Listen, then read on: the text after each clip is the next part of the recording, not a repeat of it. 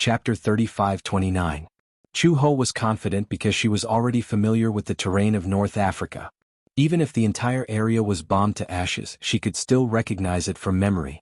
When she was still in the peacekeeping force, she had gone deep into the battlefield and was responsible for patrolling the neutral and peaceful areas. At that time, the flames of war had already begun. However, in the blink of an eye, many years had passed, and the war still showed no signs of stopping. Even though the ceasefire agreement was signed 3 years ago, it had only been a year since the ceasefire, and local wars were still reignited. Now, it had become an international war. She could not help but suspect that Hurricane Group was fanning the flames. Hurricane Group had the ability to control the situation. Although the ceasefire was due to the intervention of the Xi forces, the anti-government forces had never given up on the idea of starting a war. However, the various countries controlled the military and took drastic measures to prevent the flames of war from spreading. Hurricane Group sold weapons secretly at low prices to the military and started the war again. Because of the weapons blockade and the anti-war prohibition agreement, the sales of any weapons to North Africa were strictly prohibited. Hurricane Group sold weapons of mass destruction to the Jingfu army and sold some to the anti-government forces at low prices. Just like that, the two sides started fighting again. Hurricane Group had always been on Interpol's top blacklist. Gong Xiaoying and Gong Jie had always been at the top of the blacklist. However, with Hurricane Group's great influence and stable position, Interpol did not even have the ability to interfere. Hurricane Group was too powerful and had always been regarded as a thorn in the side of the various countries. However, no one could defeat it. The cargo ship sailed on the sea. Chu Ho stayed in the cabin. Outside the window there were black men walking around. These were the Jingfu army responsible for escorting weapons. Part of North Africa used to be civilian land, so the official language was English. Chu Ho's English was first class. However, it was a special period now, so it was better not to walk around the cabin so as to avoid causing trouble. The journey at sea was especially slow. Every day was very torturous. After a short period of adaptation, Chu Ho overcame many obstacles. At first she was not used to it. In addition, the food on the ship was difficult to describe in words. It was either potatoes or bread. It was extremely disgusting. However, no matter how disgusting it was, she had to swallow it. 5 days later, the ship finally arrived safely at the port. The port was located in the peace zone. When she landed, she heard that parts of the neutral zone had already fallen. There were countless casualties, and many areas had been occupied by anti-government forces. Hence, most of the Jingfu army had already retreated from the neutral zone. As for the rest, most of them had probably been captured. War was especially cruel. A precious life in a war was no different from a bullet.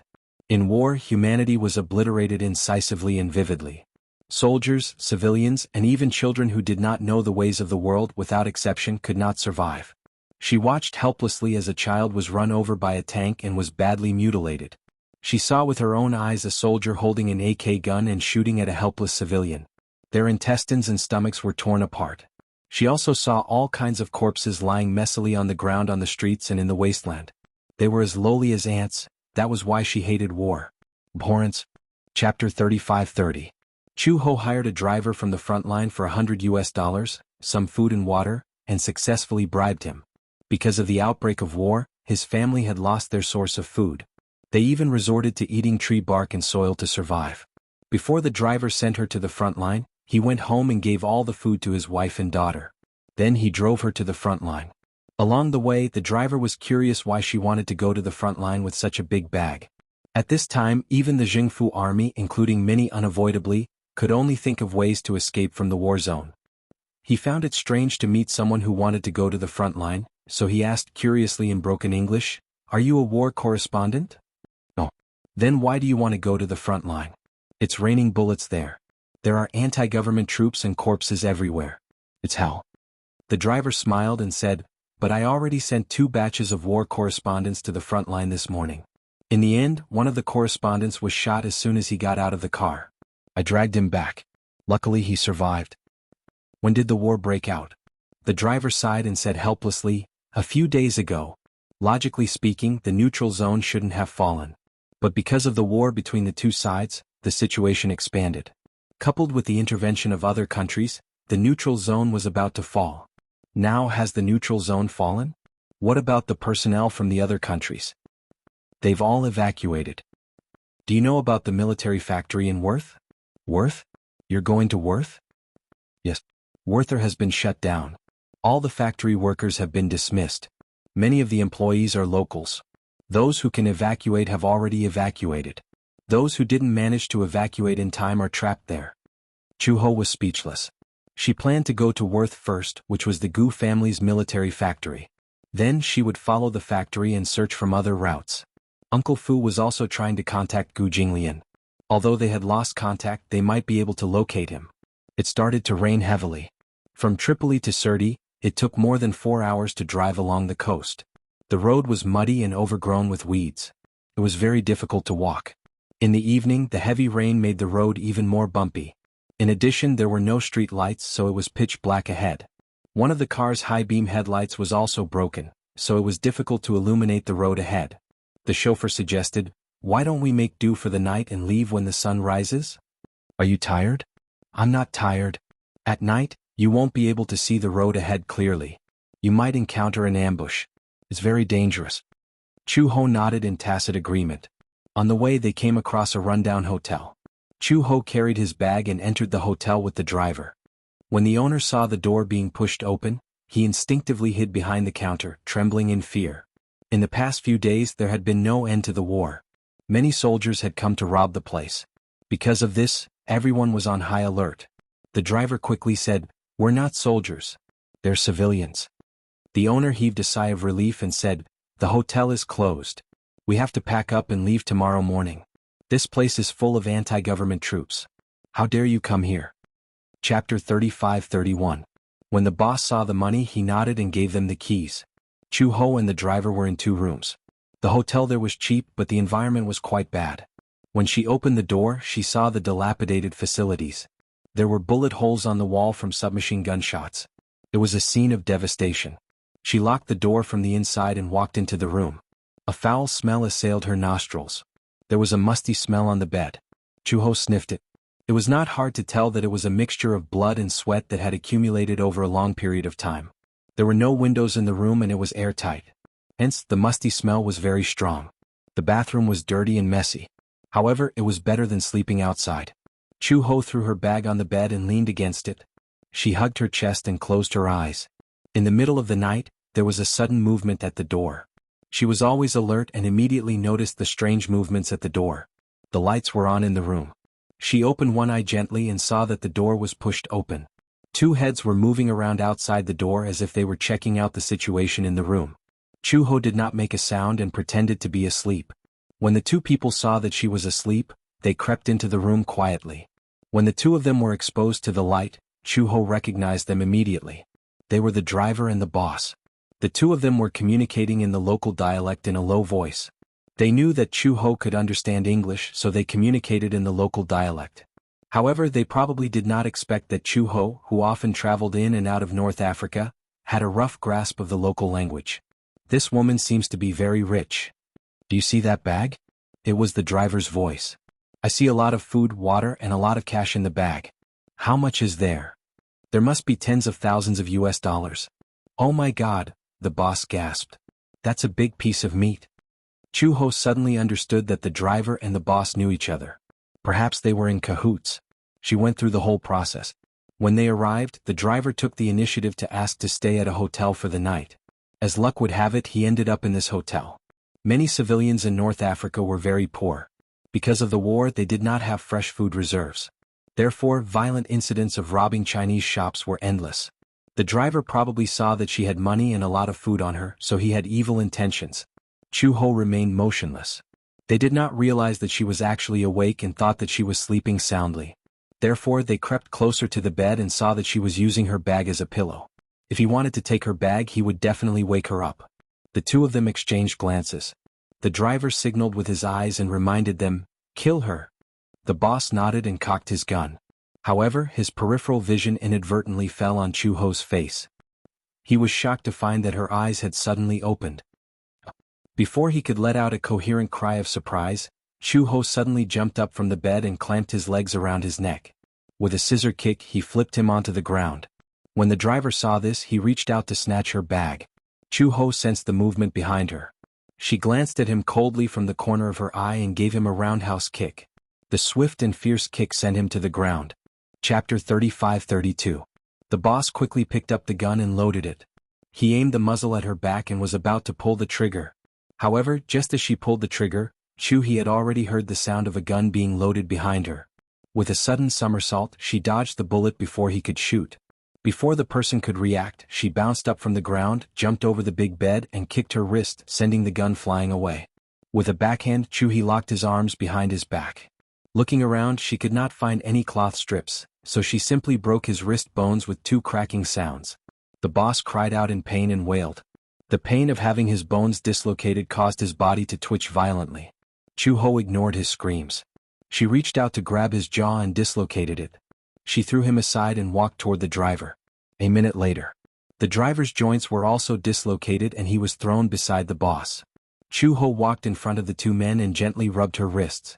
She said coldly, "Who are you? Why did you attack me?" Robbery? Chu-ho narrowed her eyes dangerously. "Don't tell me you want to destroy the evidence?" The 2 of them were so frightened by her terrifying gaze that they immediately fell silent, not daring to say another word. Chu-ho couldn't be bothered with them. She squatted down. However, this action scared the driver so much that he screamed. It was as if he was worried that she would kill them at any moment. "Don't worry, I won't kill you." Chu-ho fumbled for the car keys from the driver's body. Then she stood up, picked up her combat bag and turned to leave. The 2 men were left looking at each other with cold sweat all over their bodies. Chu-ho walked out of the hotel and parked the car at the entrance. In the rain, she could vaguely see the flames in the distance. That was probably the neutral zone that had fallen. She turned on the compass and got into the car. She threw her bag on the front passenger seat and got into the driver's seat. She started the car and drove slowly in the direction of the flames. In the rain, the air was humid. Chu-ho took out a bottle of water from his bag and drank it in one gulp. He opened the window and casually threw the empty bottle out. At night, coupled with the heavy rain, visibility was very low, so she drove very slowly.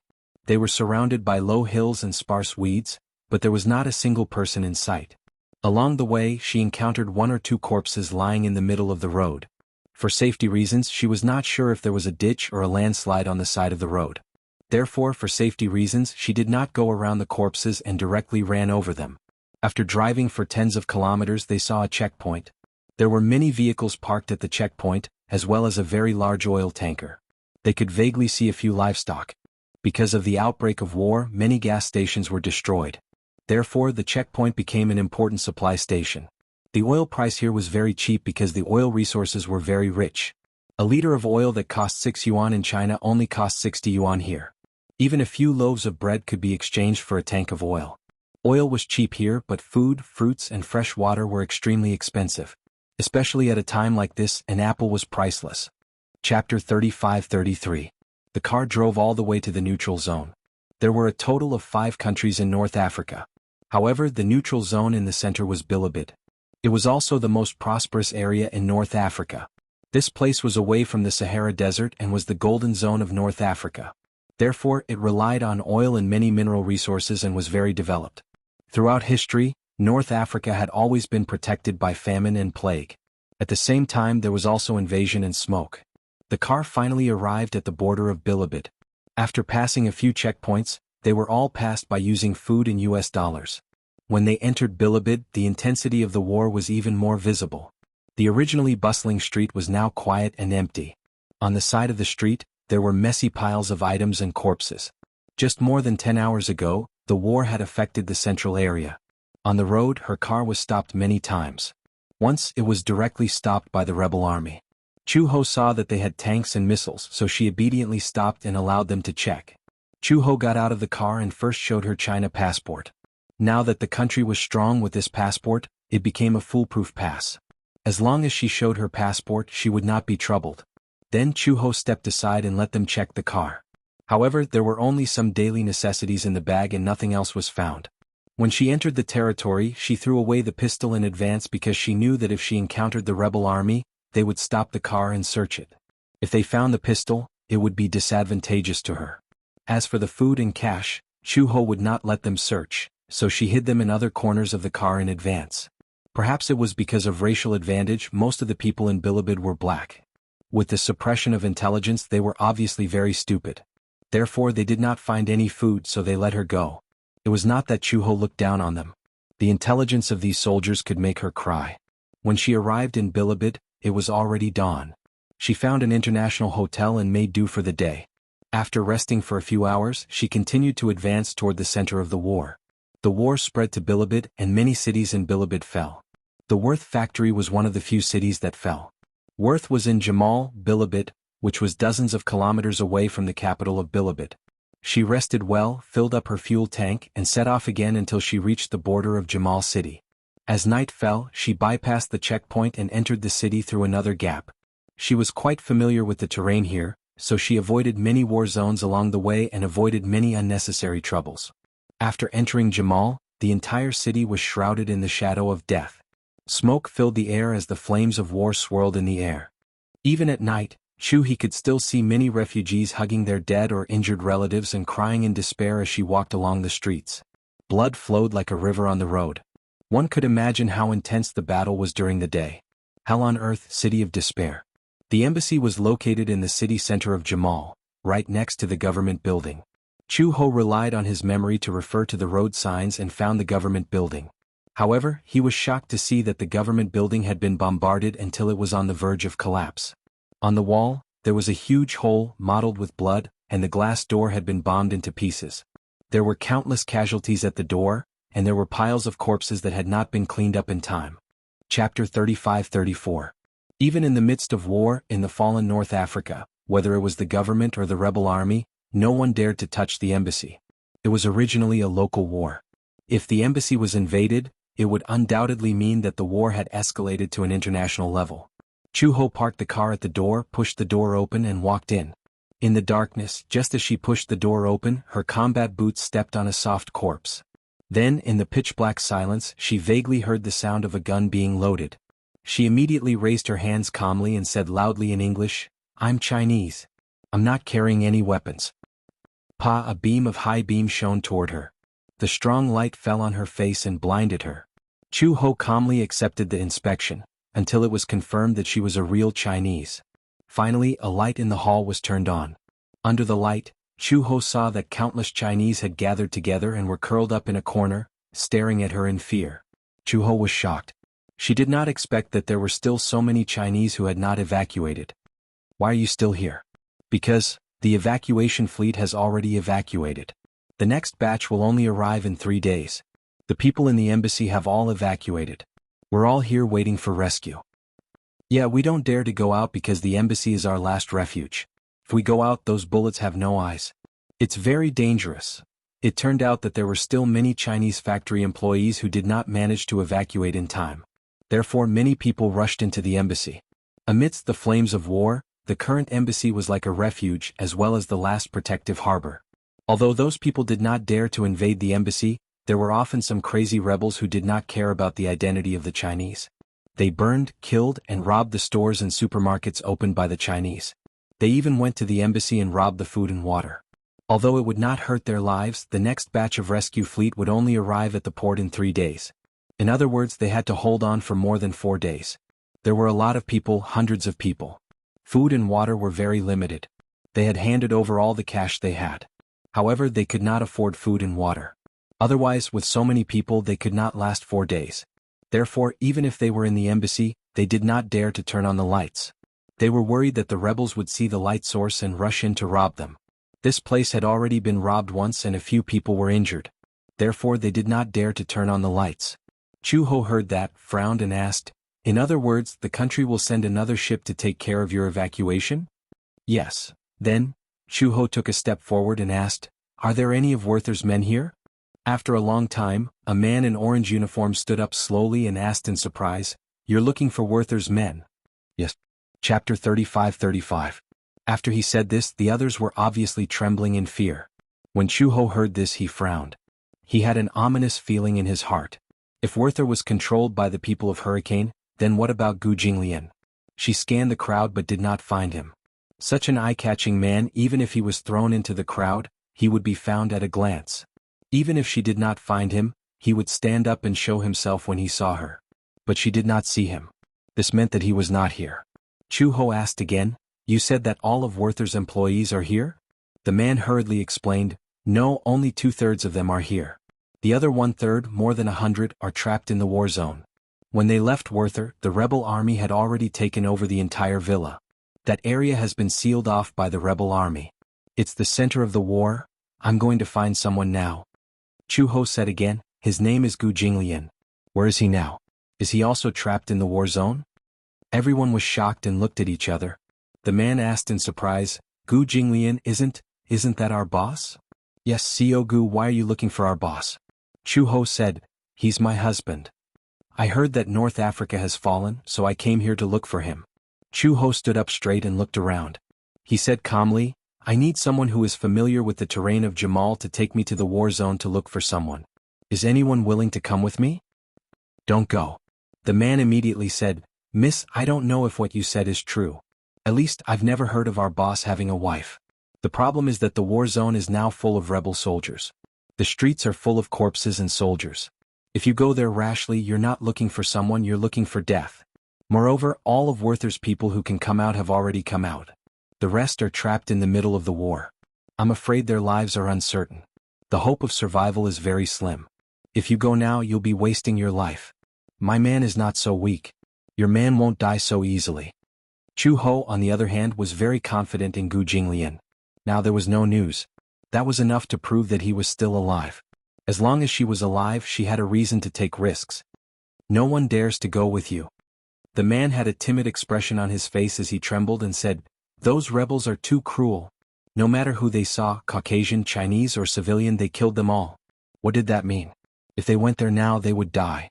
It wasn't easy for us to escape from Worth. We won't risk our lives again. He did not force him to make his stance clear and resolute. After all, being afraid of death seemed to be a human instinct.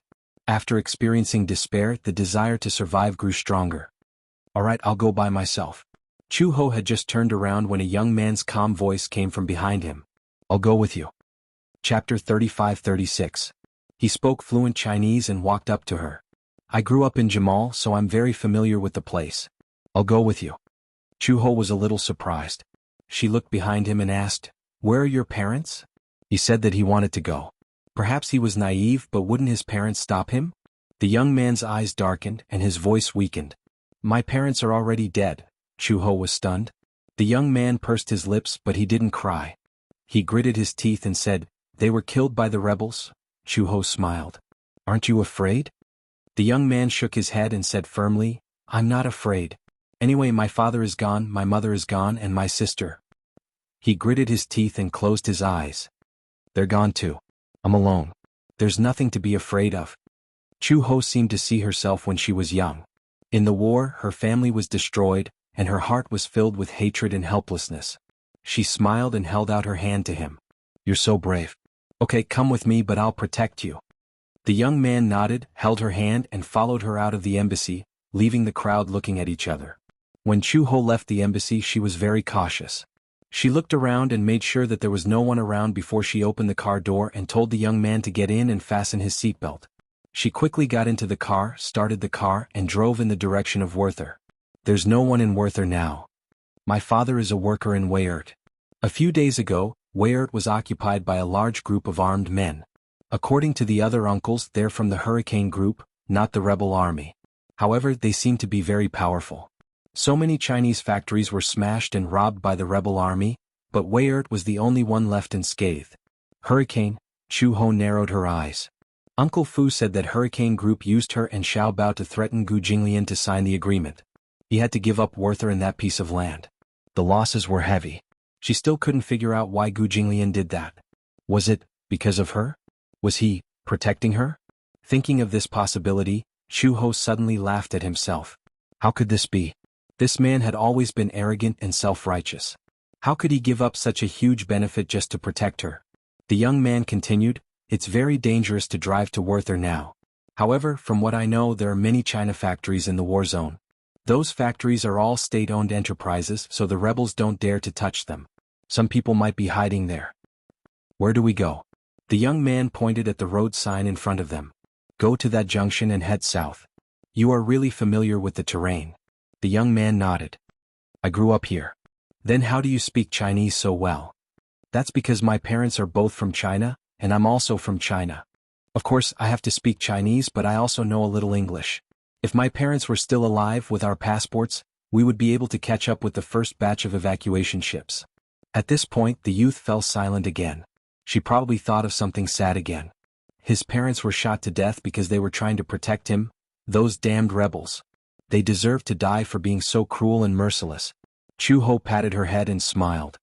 Don't be sad. It's all in the past. Chapter 35-37. By the way, what's your name? My name is Lin-shi. Lin-shi. That's a nice name. When they reached the intersection, Lin-shi suddenly said, let's take the small path. I know a shortcut. Needless to say, Chu-ho did not dare to drive the car on the main street. She knew that there must be a lot of troops stationed there. Therefore, she followed Lin-shi's directions and drove to the small path. The so-called small path was extremely bumpy and difficult to walk on. The small path in the forest was a muddy path cultivated by the local people. It was not the road paved with cement.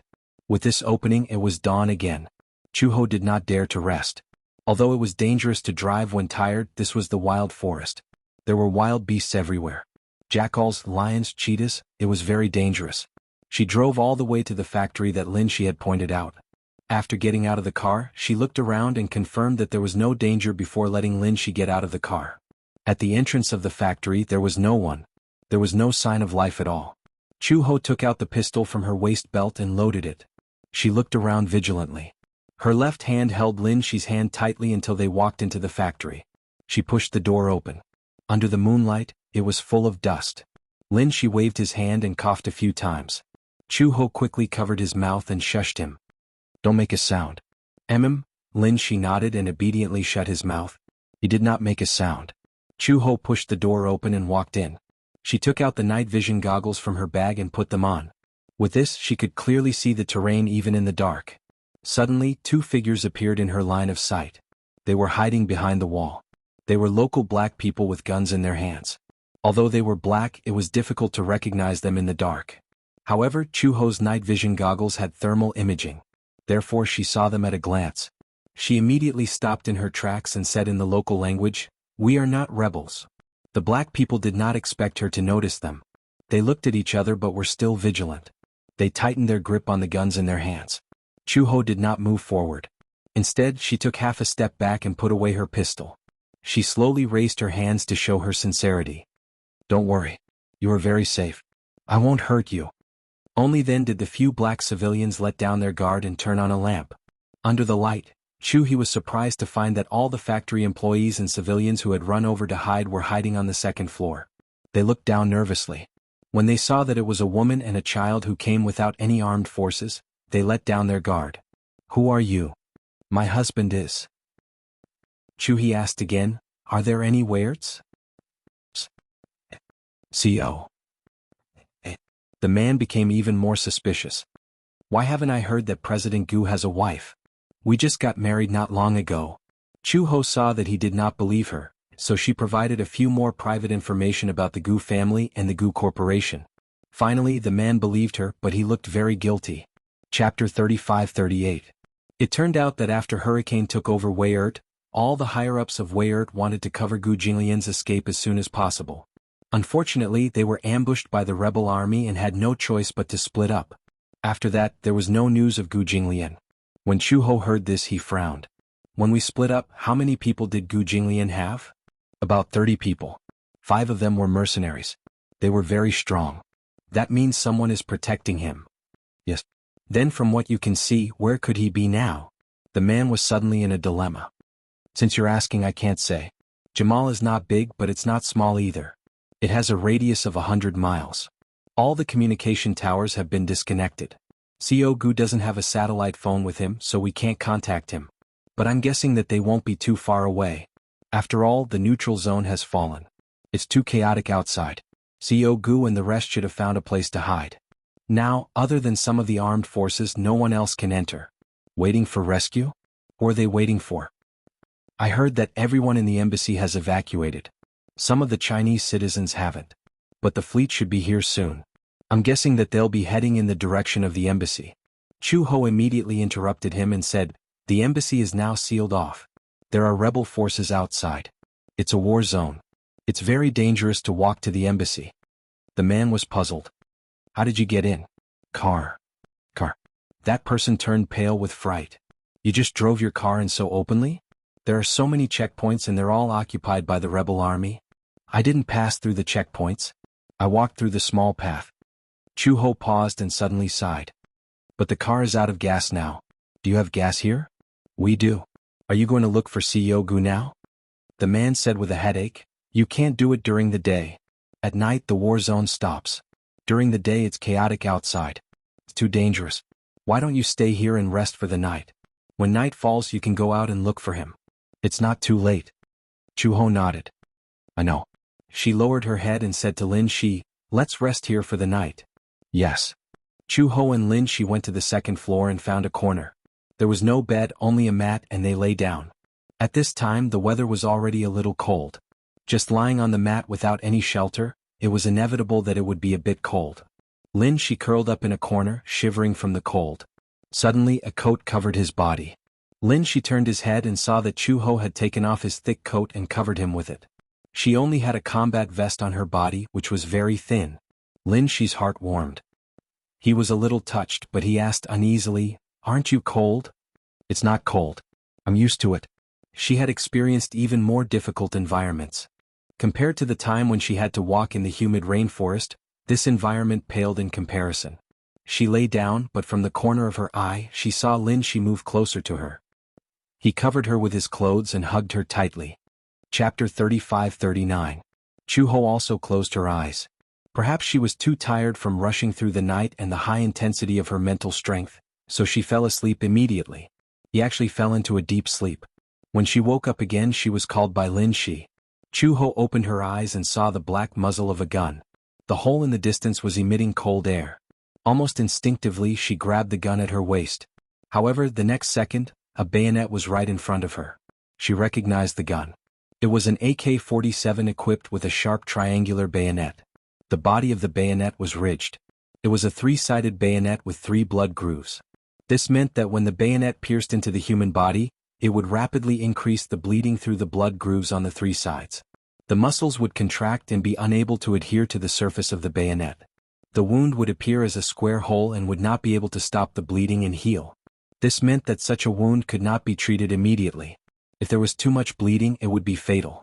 Moreover, in such an environment, once the bayonet pierced through, it would be fatal. Chu-ho looked at the gun and saw that the person holding the gun was a black man wearing tattered clothes but a red headscarf.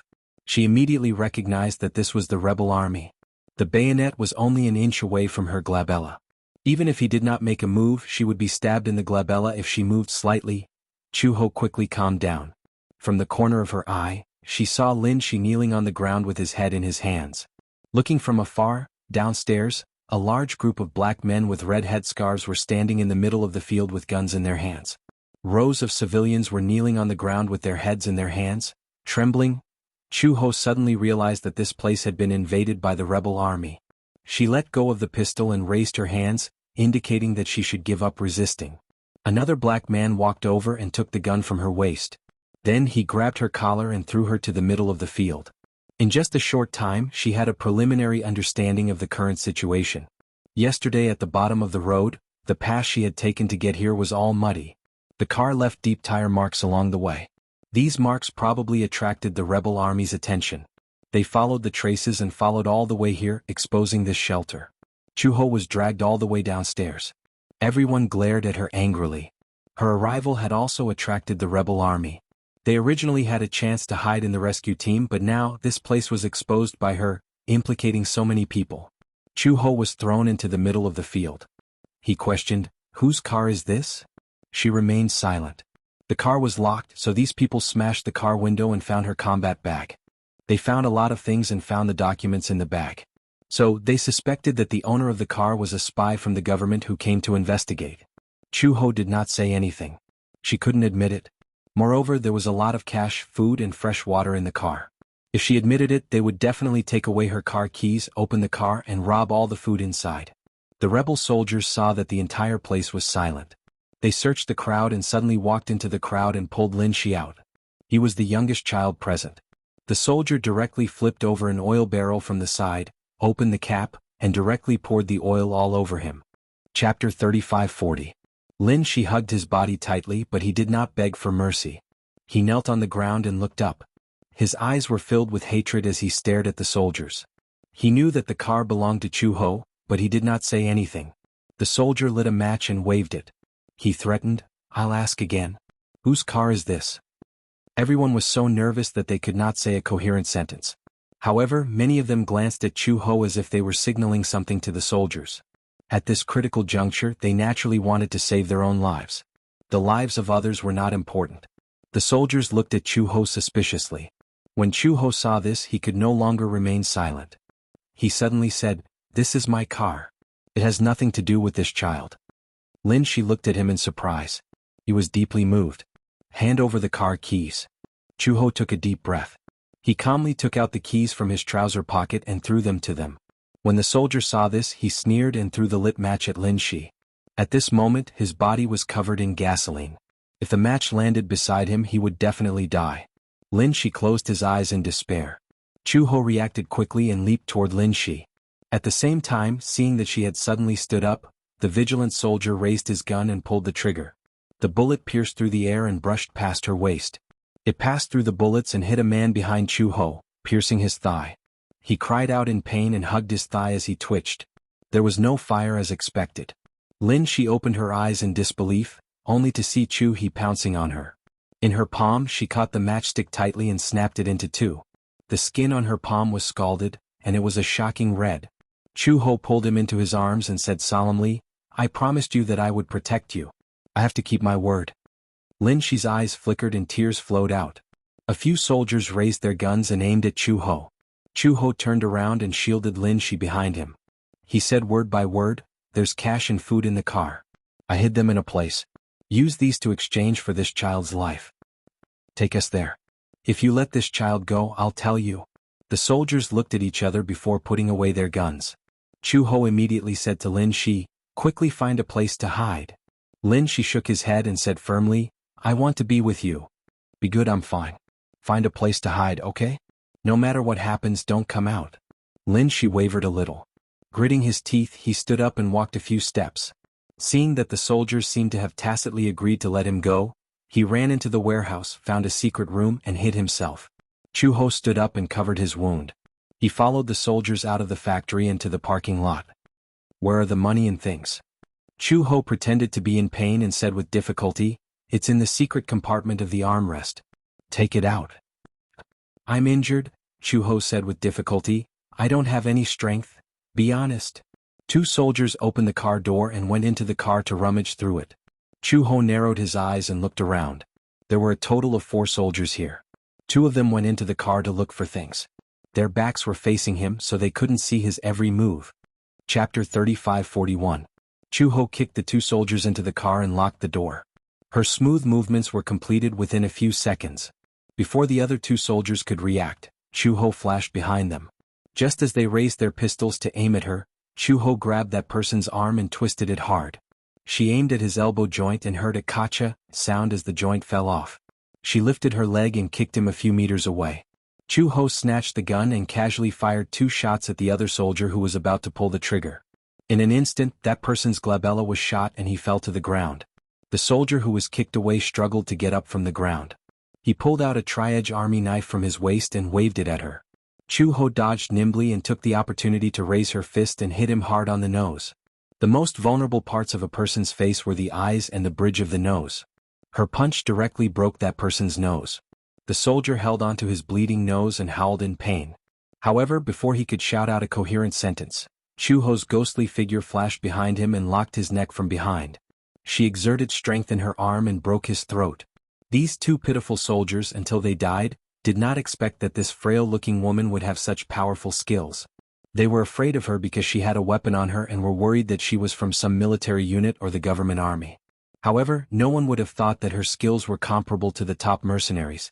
The 2 soldiers in the car saw this scene and knew that this woman's skills were definitely not something they could win against.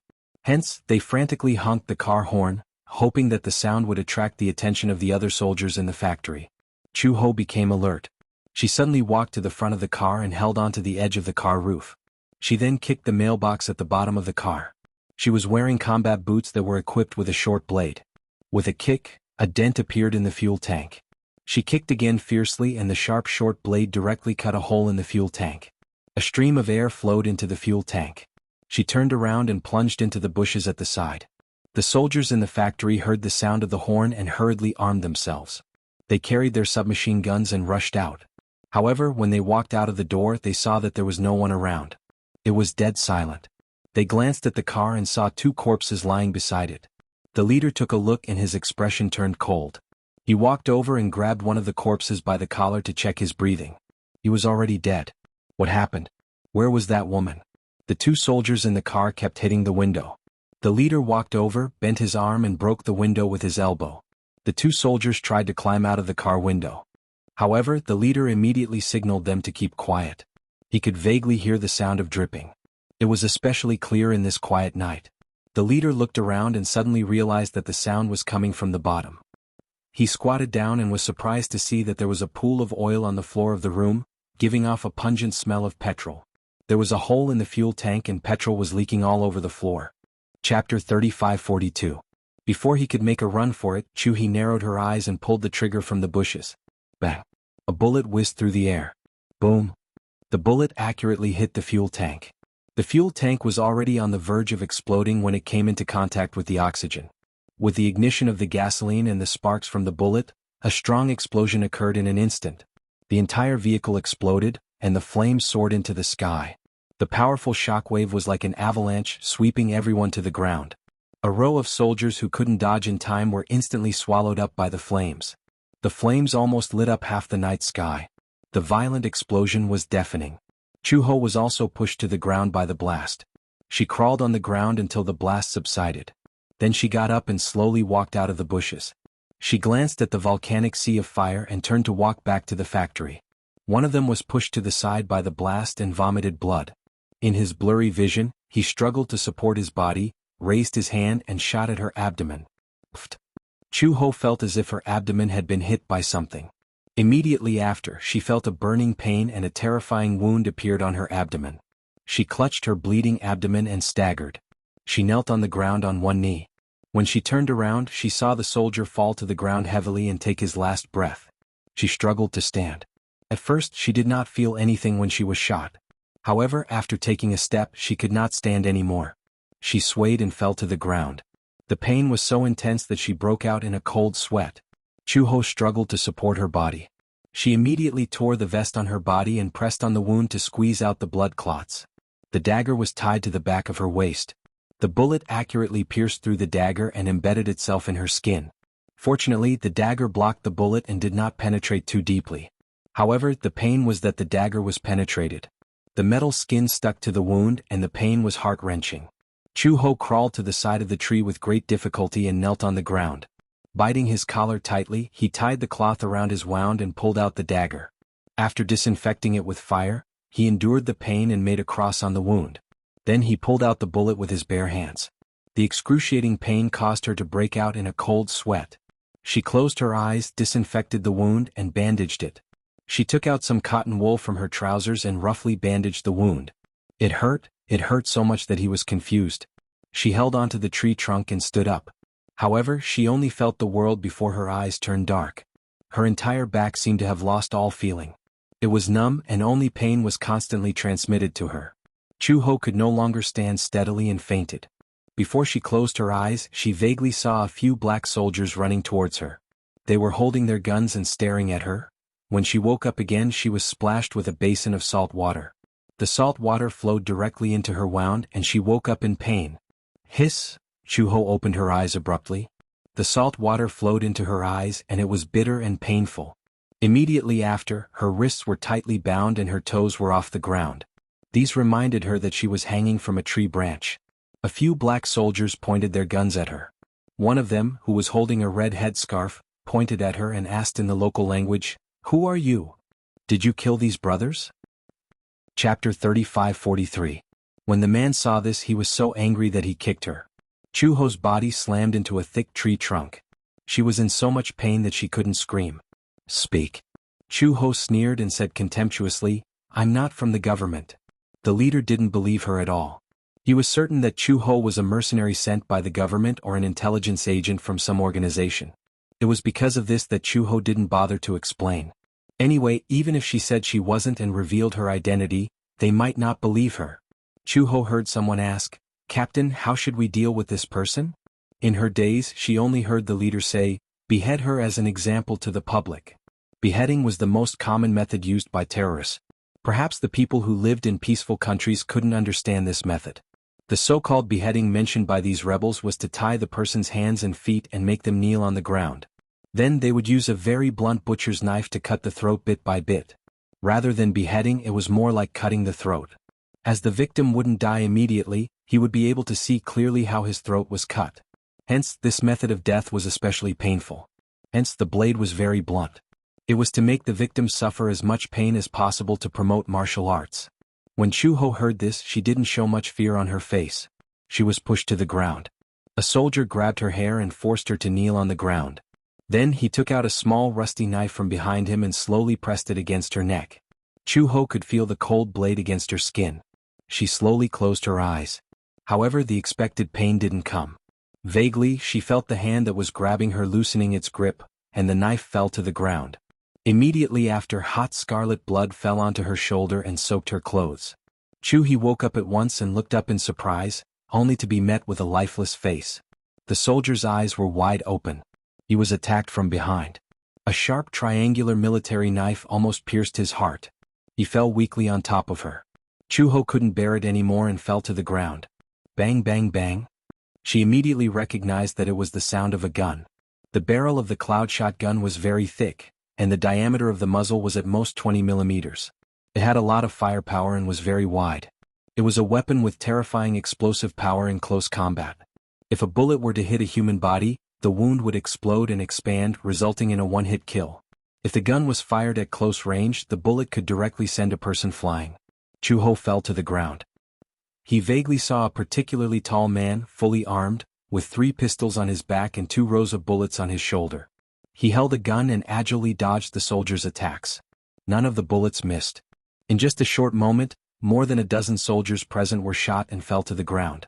Just then, a child ran to her side and patted her face gently.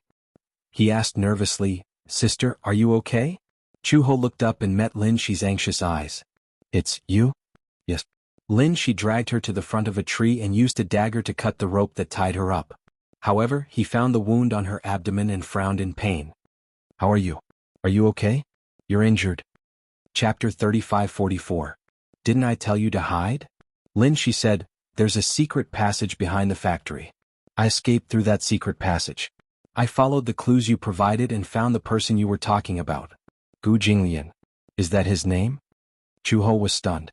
She could not help but look at the man. In the night, the man put away his gun and checked the corpses on the ground one by one. If he found someone who was still alive, he would kill him directly. He stood up and turned around. His handsome and heroic face came into her sight. "Gu!" She opened her mouth and widened her eyes in disbelief. She did not expect him to appear. Gu Jinglian strode over and squatted in front of her. As he moved, the bullets on his body made a tinkling sound. He was wearing a combat uniform and a thick bulletproof vest. His limbs were tied with guns, ammunition, and all kinds of cold weapons. After leaving Werther, he took away all the equipment, guns, ammunition, and bulletproof vests. He was fully armed. He killed his way out of Werther. He led his men and horses and wanted to kill his way out of the fallen area. However, he did not expect to meet a child who was almost attacked on the way. Initially, he was too lazy to care. However, for some reason he suddenly thought of Xiao Bao. He did not know why, but he saved the child. The child who was saved grabbed him and asked nervously where someone was going. Coincidentally, he was the person the child was looking for. The child said that a young sister came to North Africa to look for him and was now in danger. He asked who it was, but the child could not tell him the name. He only said that it was a very powerful person. He immediately thought of Chu Ho. However, why would she appear here? It was unbelievable. On the way here, he saw a person hanging on a tree branch at the entrance of the factory. He recognized her at a glance. He secretly ambushed and shot a few soldiers. Gu Jinglian looked at Chu Ho nervously. When he saw the wound on her abdomen that was roughly bandaged, he was stunned. "You're injured?" "I'm fine. I was shot." "What about the bullet? Did you take it out?" Take. As Chu Ho spoke, she tried to support her body and stand up. However, she overestimated herself. Just as she stood up, she knelt on the ground due to exhaustion. Gu Jinglian reached out and supported her. Seeing that she was seriously injured, his tone became cold. "Why are you here?" "I came to find you." Halfway through his words, Chu Ho could no longer make a sound. His eyelids twitched violently and he actually fainted.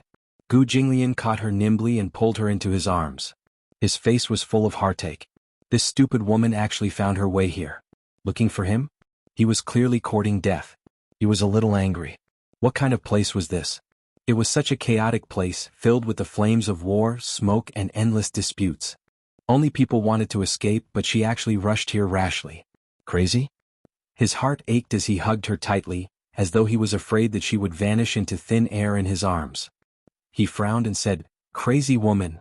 What should we do?" "Lin," she asked anxiously, "will sister be okay?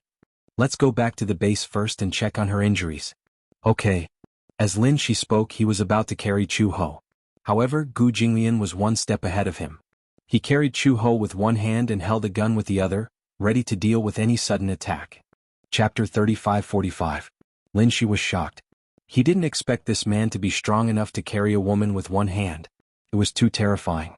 Although Chu Ho was very thin, she was still quite tall. He actually carried her with one hand and his expression didn't change at all. Gu Jinglian carried her and turned around, only to see that Lin Shi was still in a daze. He frowned and said coldly, "Follow me." "Oh, okay." Lin Shi immediately chased after him. The three of them walked all the way and arrived at a bomb shelter. Gu Jinglian was originally with the main group, but because Lin Shi appeared along the way, he came with him to look for Chu Ho. As a result, they lost contact with the main group. They had originally planned to go to the signal tower to restore the broken signal and then contact for backup.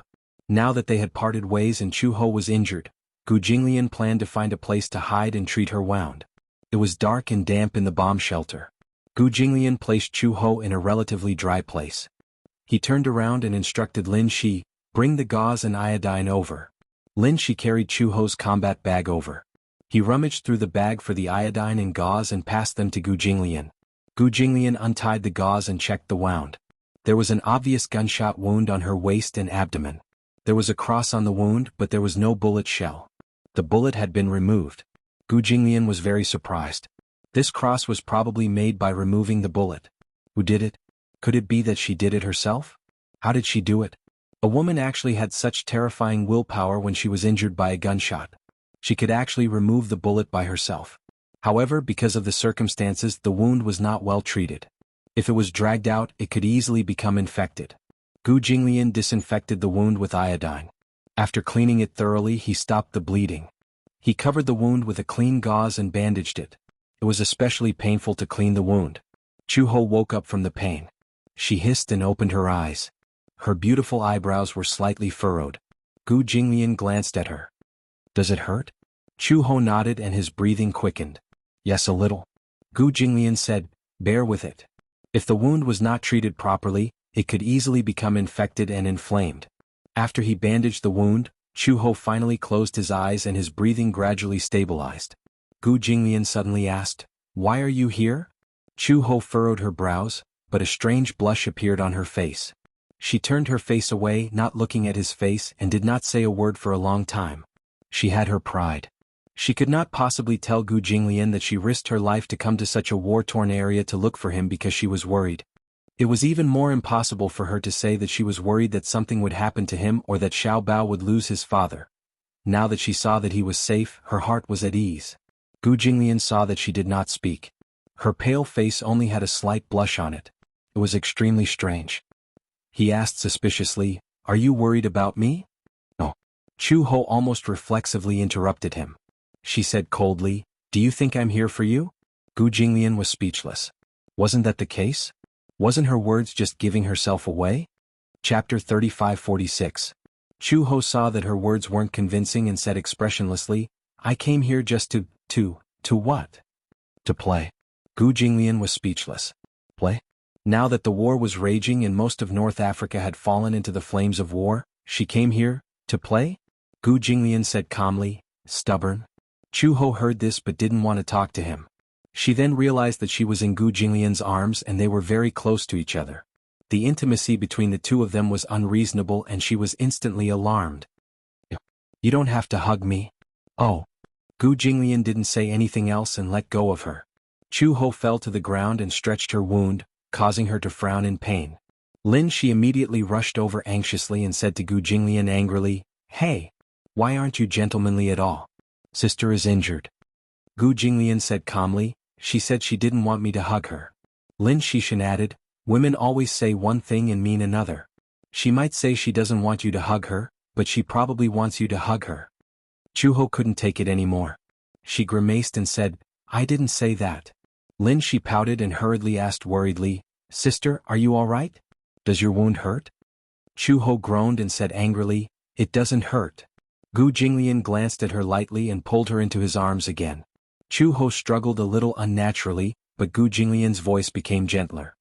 He patted her back gently and said calmly, "All right, stop talking." Chu Ho stopped talking. "Don't worry. Go to sleep." Gu Jinglian said again, "Have a good sleep. We'll continue our journey when we wake up." She nodded and suddenly asked curiously, "Where are we going?" Chu Ho asked curiously, "How are we going to leave later? How do we leave North Africa?" "There is a signal base station more than 10 miles away from here. My men and I have agreed to meet at the signal tower. When the signal is restored, we will contact my rescue team stationed in North Africa. By then we will be able to leave this place." When Chu Ho heard this, he grunted and closed his eyes. She was really tired, so she fell asleep immediately. Gu Jinglian couldn't help but smile when he heard her breathing. He lowered his eyes and gently planted a kiss on her forehead. How could he not know why Chu Ho had come?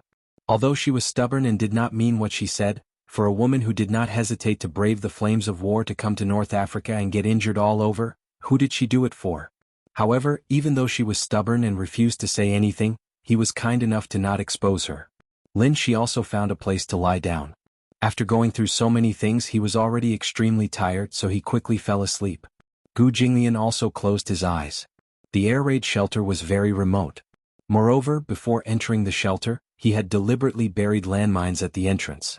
If an enemy entered, it would definitely trigger the mechanism, giving him a lot of time to react. Gu Jinglian hugged Chu Ho tightly and also fell asleep. The three of them curled up in the air raid shelter. When Chu Ho woke up again, the sky outside the shelter was gradually darkening. Chapter 35-47. When she opened her eyes, she saw Gu Jinglian's head resting gently on her shoulder. His warm breath kept brushing against her cheeks. For a moment, she felt as if all the air that entered her lungs was coming from him.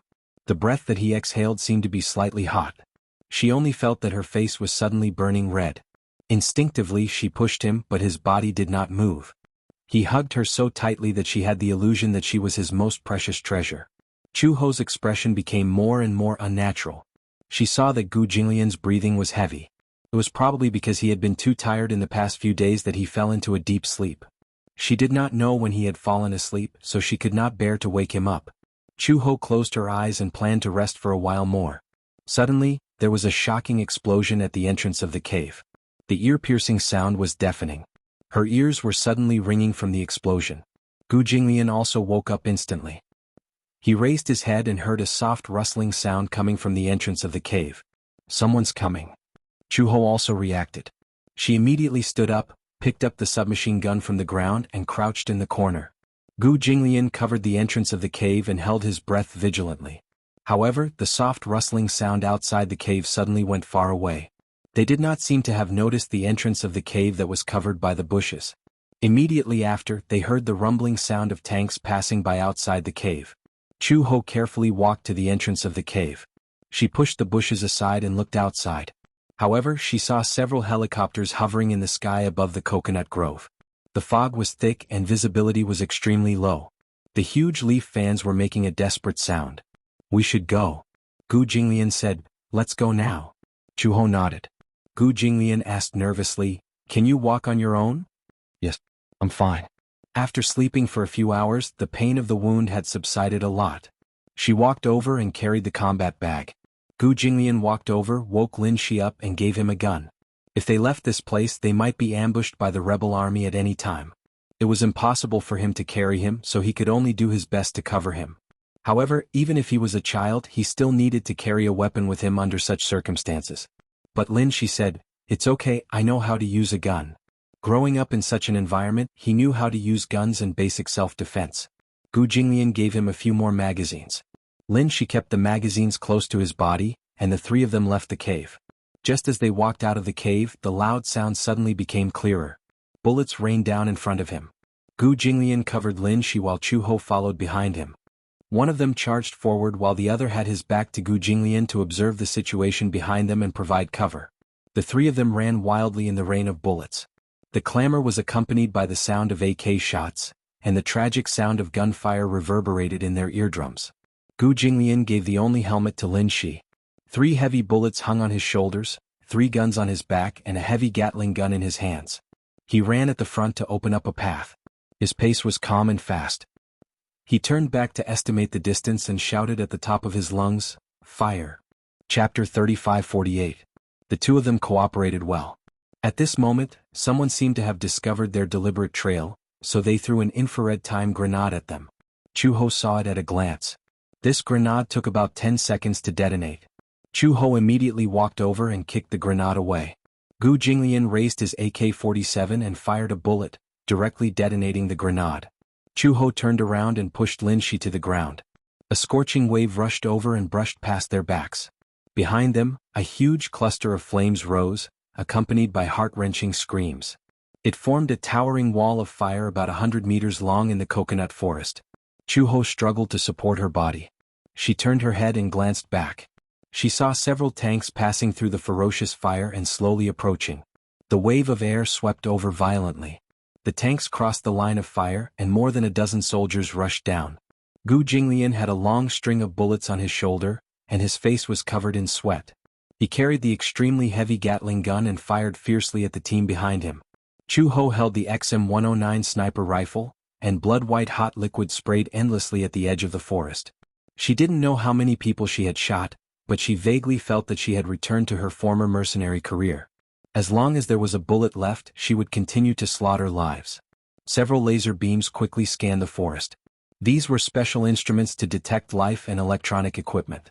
Gu Jinglian recognized them immediately. He gritted his teeth, nimbly turned over and pulled off all the radio communication equipment on himself and Chu Ho, and threw them into the distance. The laser beam's positioning was messy.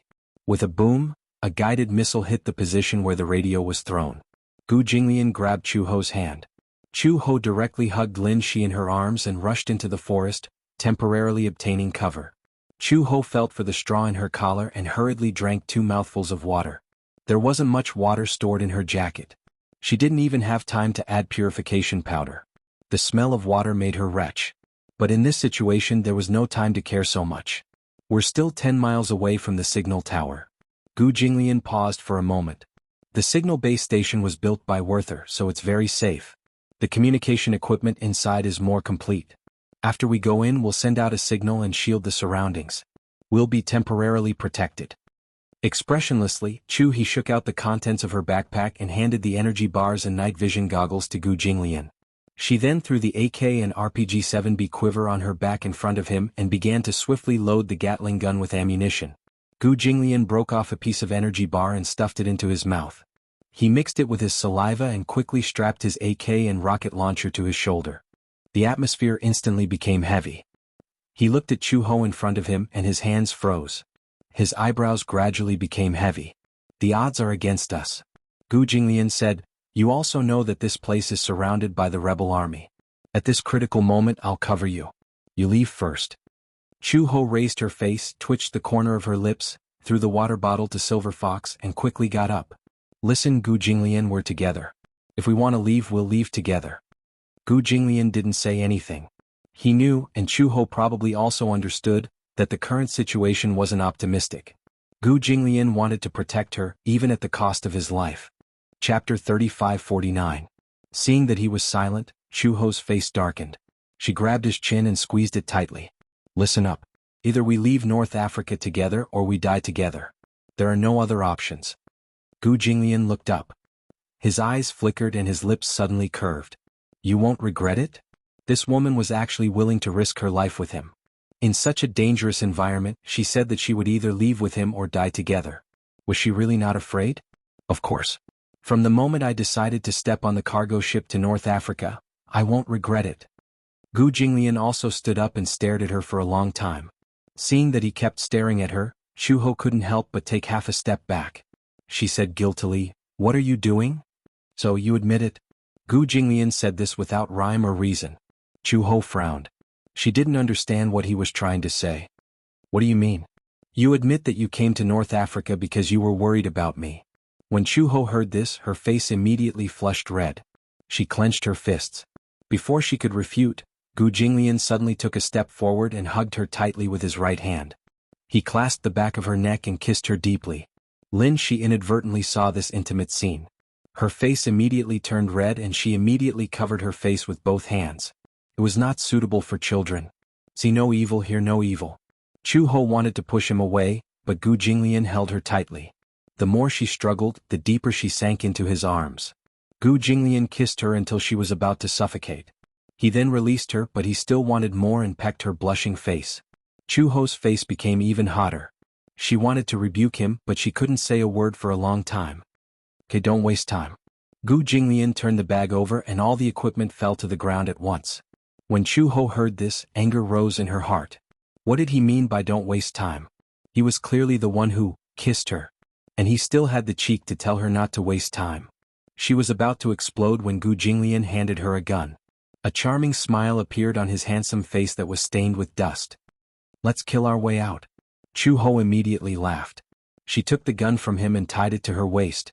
At this moment, the winds of war in the west and artillery fire spread. Thick smoke billowed from the coconut grove and flames flickered. The HU-5 grenade exploded with a huge shockwave. The earth shook, and the aura of death once again gathered around the land. The tank rumbled past the ruins, the wreckage, and the shadows of the trees. The helicopter hovered in the air, and several white signal lights swept through the forest. He carefully hunched her back and snuck into the forest alone. The thorns mercilessly slashed across her cheeks, causing blood to gush out of the wounds. She hugged a Barrett M99 sniper rifle. Her footsteps were steady, her expression was cold, and her face was covered in dust. She leaned against a hidden tree and squatted down. She took out a straw from her collar and drank the last mouthful of water stored in her jacket. Her lips were still pale and dry. Although she was wearing a bulletproof vest over her camouflage uniform, her beautiful figure was still exposed. Chapter 3550. Gu Jinglian and Lin Shi followed closely behind her. They leaned against the barrier and raised their hands to wipe away the blood and dirt on their faces. Chu-ho looked at him. Gu Jinglian's hair was messed up in the wind, and his handsome face was ravaged by the wind. Beneath his handsome eyebrows was a pair of seductive peach blossom eyes. Time ticked by. Chu-ho rested for a while before turning around and crouching behind a tree. She raised the heavy sniper rifle in her hand and aimed accurately at the lens. She slowly narrowed one eye and focused all her attention on the sniper scope. She held her breath and waited calmly. She counted silently in her heart. Suddenly Chu-ho pulled the trigger. The rapid ammunition detonated the improvised explosive device that had been deployed earlier. With a loud bang, a tank was blocked 100 meters away from the wall of fire. Chu-ho slung the sniper rifle over her shoulder and injected the last dose of adrenaline. She pulled out a military-grade dagger and ran toward the tank. Gu Jinglian quickly followed. An M1A1 tank was parked quietly in place. At that moment, a nimble figure silently snuck behind the tank and opened the door to the combat room. The soldier in the combat room didn't even have time to see who it was before he was punched in the head. Before he could react, a strong arm picked up his tottering body and twirled the dagger in the soldier's hand. The poor man felt a chill in his throat and hot blood sprayed onto the passenger seat. The stench of blood assailed his nostrils. Chu-ho quickly used the same method to sneak into the engine room, leaving behind a collapsed corpse and a messy cabin. She crept toward the cockpit. Zaifi, there's an affair. Zaifi, please answer if you hear me. Please answer if you hear me. Zaifi, quickly lock onto the target. A man's standard English voice rang out from the cockpit of the tank. However, there was an eerie silence in the cabin. No one answered. A sturdy combat boot stepped on a corpse that was gradually turning cold. Chu-ho lifted his cold face. Blood was flowing from the dagger in front of him. She wiped away the blood that had splattered on her face, and her eyes revealed a ferocious look. She kicked away the corpse that was in the way and cut off the radio communication. The noise stopped abruptly and the cabin returned to silence. She was very familiar with the operation of the tank. In just a few seconds, Chu-ho quickly adapted to the operation of the M1A1. Gu Jinglian also got into the tank. One person was in charge of setting up the tank, while the other was in charge of the turret. She skillfully pushed the joystick and cut into the order, her cold eyes surging like a storm. Zephy. Please answer if you hear me. Please answer if you hear me. In the cockpit of another tank, a man with chestnut hair shouted at the top of his lungs. He cursed as he gasped for breath, the veins on his forehead bulging. The burly man was sweating profusely as an inexplicable uneasiness rose in his heart. In that breathtaking moment, a beam of fire whistled through the air. The man with chestnut hair only felt the cabin shake violently. He was so shocked that he fell back into his seat. This shot had fatally struck the main turret of the tank, and the core of the attack had been accurately destroyed. Chapter 3551. Chu-Ho held the joystick with both hands, and her gaze was domineering. Gu Jinglian controlled the turret and kept attacking the target. Under the attack of the artillery, the target tank crashed into a tree trunk and flipped over. You drove the tank well. Gu Jinglian rarely praised. Chu-Ho also said, your aim is not bad. The two of them looked at each other and smiled. At such a dangerous moment the two of them could still talk and laugh so easily. Chu-Ho said, I've driven tanks, nuclear submarines and armored vehicles before. Gu Jinglian said, this is the first time in my life that I've driven a tank. But I saw that you were so familiar with it that I thought you had experience. I'm just learning now. The two of them reached a safe area and found Lin Shi. Chu-Ho drove the tank until they were outside the battlefield. There was an armored vehicle parked by the side of the road. When the lights came on there was someone inside. Chu-Ho used the same trick again and sneaked into the armored vehicle. After killing the soldiers who had let down their guard, Gu Jinglian got into the car with Lin Shi. She drove the armored vehicle, and the three of them sped towards the signal base station. The night was dark and dark clouds covered the moon. The hazy light and shadow shone into the abandoned signal tower, making it look like a lonely city. The three of them rushed to the signal base station, but Gu Jinglian did not see anyone else. He walked into the signal base station but there was no one inside. Gu Jinglian's eyes darkened, but he had already guessed that the team that was separated from him was probably dead. After all, having too many people would be a burden. That team was not made up of elite soldiers. There were many engineers and higher-ups in it. They did not have the strength to truss a chicken and could not even shoot accurately. It was indeed difficult to break out of the encirclement with so many people. If it were not for Chu-Ho, he would not have been able to kill his way out on his own. After all, war was merciless. No one had an absolute halo and deaths and injuries were inevitable. Chu-Ho also expected that those people had probably died in the battlefield, but she heard Gu Jinglian say, we don't have engineers. The signal may not be able to be repaired. It's all right. Chu-Ho smiled and walked to the dashboard. He opened the hidden door and looked at the circuit inside. Find the toolbox. I'll give it a try. You can? Yes. Chu-Ho's reply was concise and comprehensive. Gu Jinglian and Lin Shi immediately split up to look for the toolbox. They finally found it in the cupboard. In the sky far away, the smoke of gunpowder gradually spread out, and the clamor of firearms gradually came to an end. 8,000 meters away from the coconut grove, a well-equipped, fully armed team was rapidly closing in on the signal tower. Max, lead the 7th Division and surround the signal tower in the north. Storm, you and the 9th Division will break through the encirclement with me. A man in a camouflage uniform was crawling in front of the broken wall. He was the leader of the entire team. The man turned around and ordered his men with a serious expression. He said solemnly, we just received news that a suspected government spy has sneaked into the war zone and is heading towards the signal tower. We have to surround them and eliminate the spy. A group of Special Forces soldiers holding Browning M2 machine guns nodded quietly. Soon the lighthouse let out an alarm that resounded through the sky. Beams of signal beams crisscrossed and rotated in the sky. The man calmly waved his hand and said in a low voice, charge. Chapter 3552. The leader held his head high and led the elite division to the north of the lighthouse. At this moment, a sniper rifle shot rang out and Max fell to the ground with a thud. His head had been accurately blown off. The bullet was too powerful and seemed to have been carefully modified. Poor D, whose head was a bloody mess. It was too horrible to look at. The leader was stunned. However, in the next moment, a fireball whizzed towards the 7th Division like a meteor with a thick tail of smoke behind it. The leader of the division roared in grief and indignation. Following a loud explosion, miserable howls of pain could be heard. The Apira's rocket launcher had overturned the entire 7th Division, and an earth-shattering shockwave swept over them. Then a cold voice echoed through the loudspeaker in the silent night. I'm warning you. No matter whose unit you're from, retreat 5 miles away immediately. Otherwise, I won't show any mercy. The cold and arrogant voice reverberated in the ruins. The man looked around cautiously, but he could not see anyone. The voice said again, "Hey, I'm up there." The man looked up and saw Chu-ho with her black hair dancing in the wind. She stood proudly at the top of the lighthouse with her arms crossed. Behind her, signal beams crisscrossed and overlapped. The strong wind lifted the coat tied around her waist. She looked valiant. Chu-ho's expression was arrogant. Her slim figure was like a phantom from the Azura Palace, cold and heartless.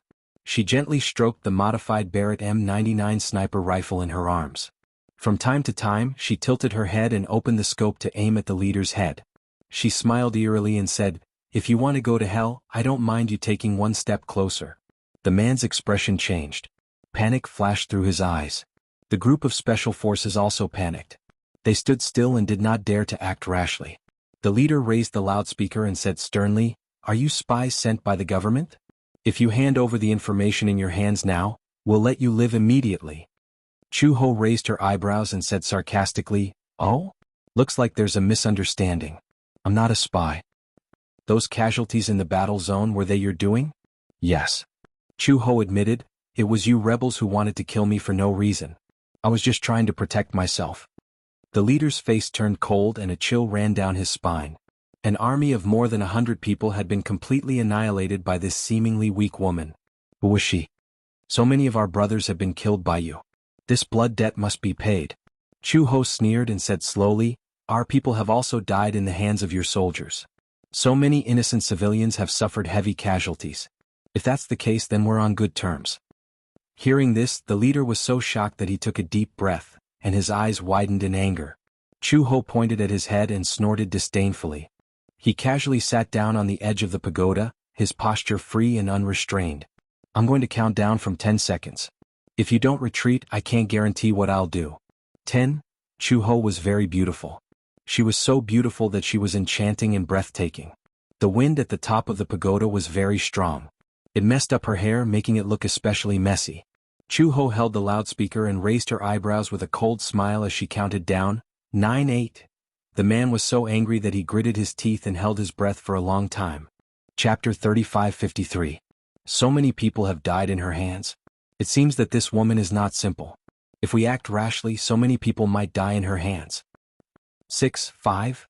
As Chu-ho counted, she held the sniper rifle in her hands even tighter. Her forehead was covered in cold sweat. "Give the order, Captain." The leader clenched his fists tightly. There was unwillingness and shame in his eyes. After hesitating for a few seconds, he gritted his teeth and said, "Retreat." In the team, a hoarse voice rang out, "Retreat. Retreat." The team immediately retreated until they were more than 1,000 meters away. Chu-ho confirmed that the team had left through the sniper scope. She collapsed on the ground and leaned against the wall, trembling all over. This empty fort strategy had finally fooled these people. In fact, in the current situation, Chu-ho and Gu Jinglian had no more ammunition on them. The RPG rocket launcher just now was their last weapon. It could be said that they had run out of ammunition all the way to the signal tower.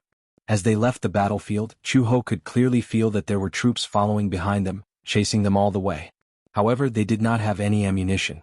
In front of such a fully armed troop, they had lost all their strength. In ancient times, when the enemy was outnumbered, they lacked preparation.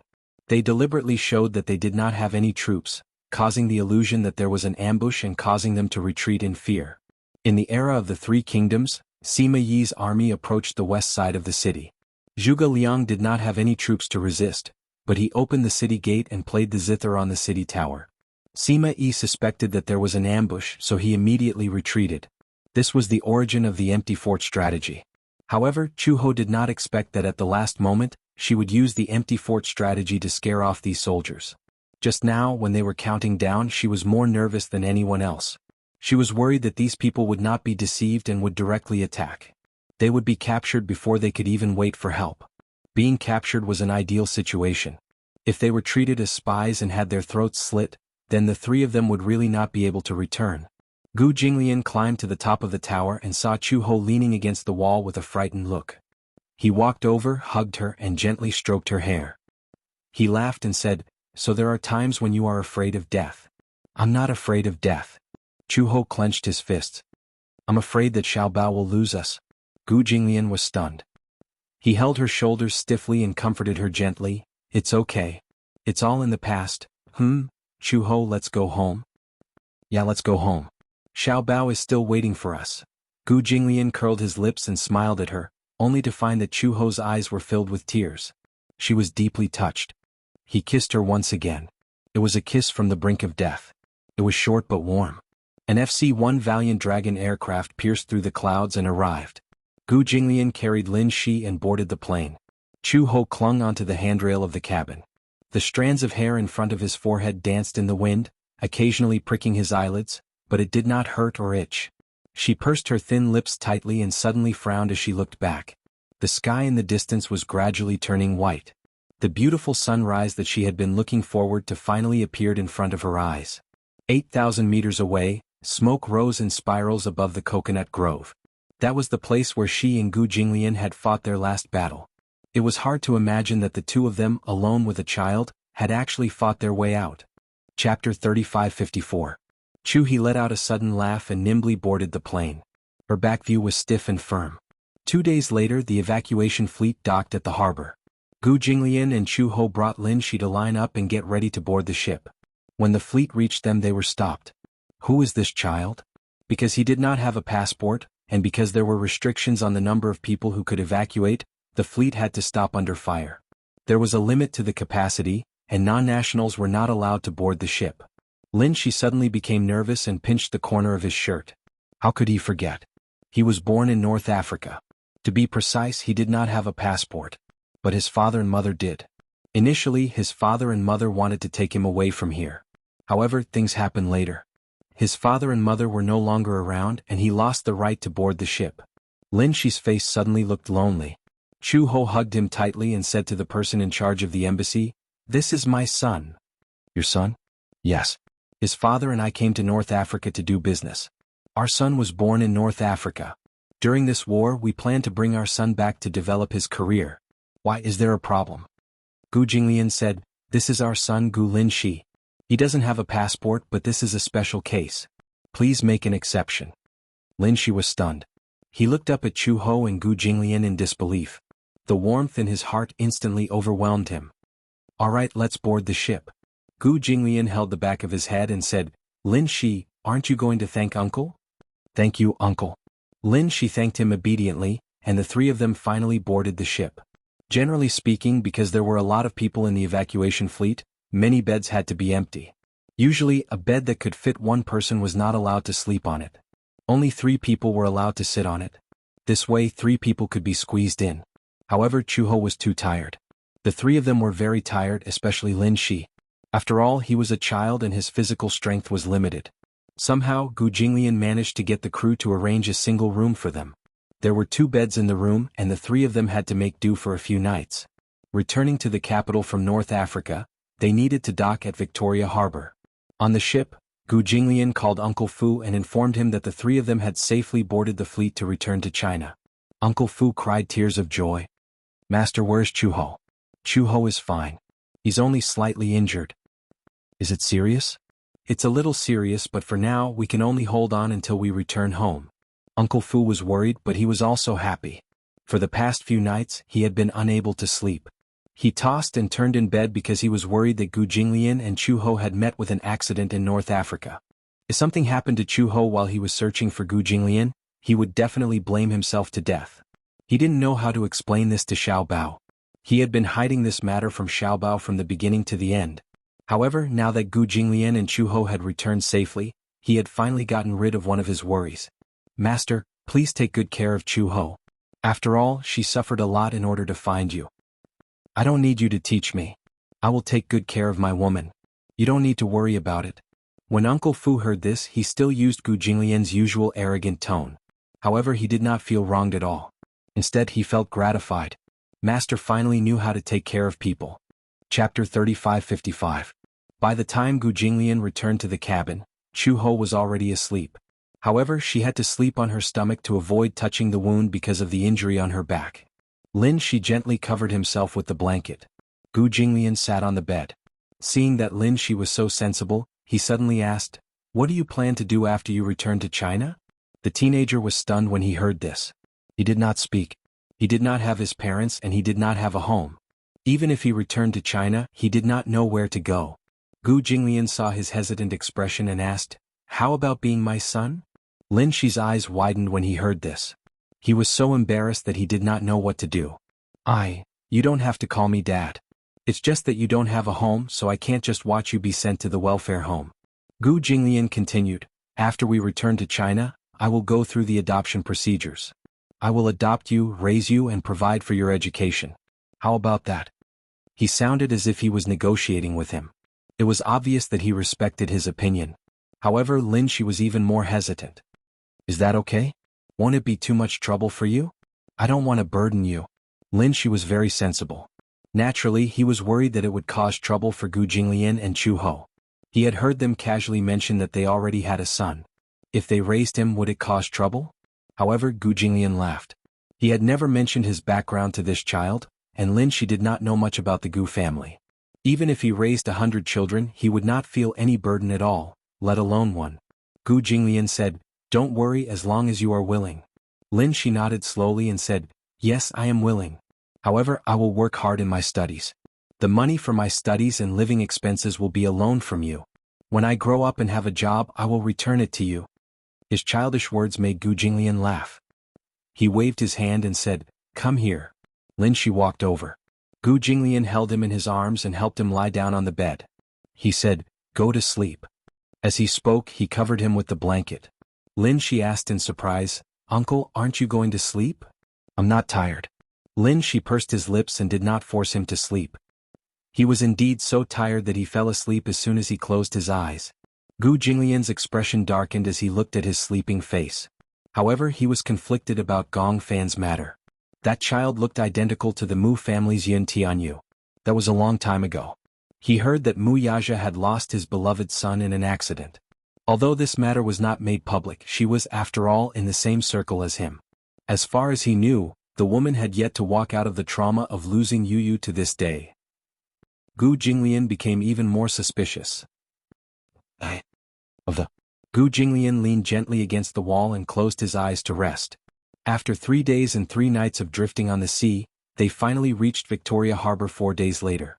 Uncle Fu and Xiao Bao were already waiting for them at the harbor early in the morning. Chapter 3556. Chu Ho only felt a black shadow pouncing on her. It was only when Xiao Bao pounced into her arms that she realized that this black shadow was the little guy she had been thinking about day and night. "Mom, you're finally back. I missed you so much." Xiao Bao didn't know that Chu Ho was injured.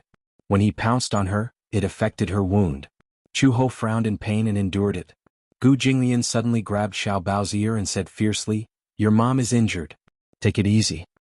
He was still as simple and violent as before, not showing any mercy to his own son. Xiao Bao grimaced in pain and howled. However, when he heard Gu Jinglian say that Chu Ho was injured, he suddenly became nervous. "Mom is injured?" Xiao Bao said and wanted to check. However, Chu Ho stopped him. She pressed his head and said, "It's okay. Just don't cause any more trouble. Just don't cause any more trouble. Just don't cause any more trouble." These words of indifference kept magnifying in his mind. Xiao Bao poked his fingers aggrievedly. He turned his head and suddenly saw Lin Shi in Gu Jinglian's arms. This unfamiliar boy who was a few years older than him was stunned. He was a little jealous. Dad had never hugged him like this before. As a result, Xiao Bao looked at Lin Shi with unconcealable hostility. Gu Jinglian put Lin Shi down. Lin Shi shrank behind Chu Ho uneasily.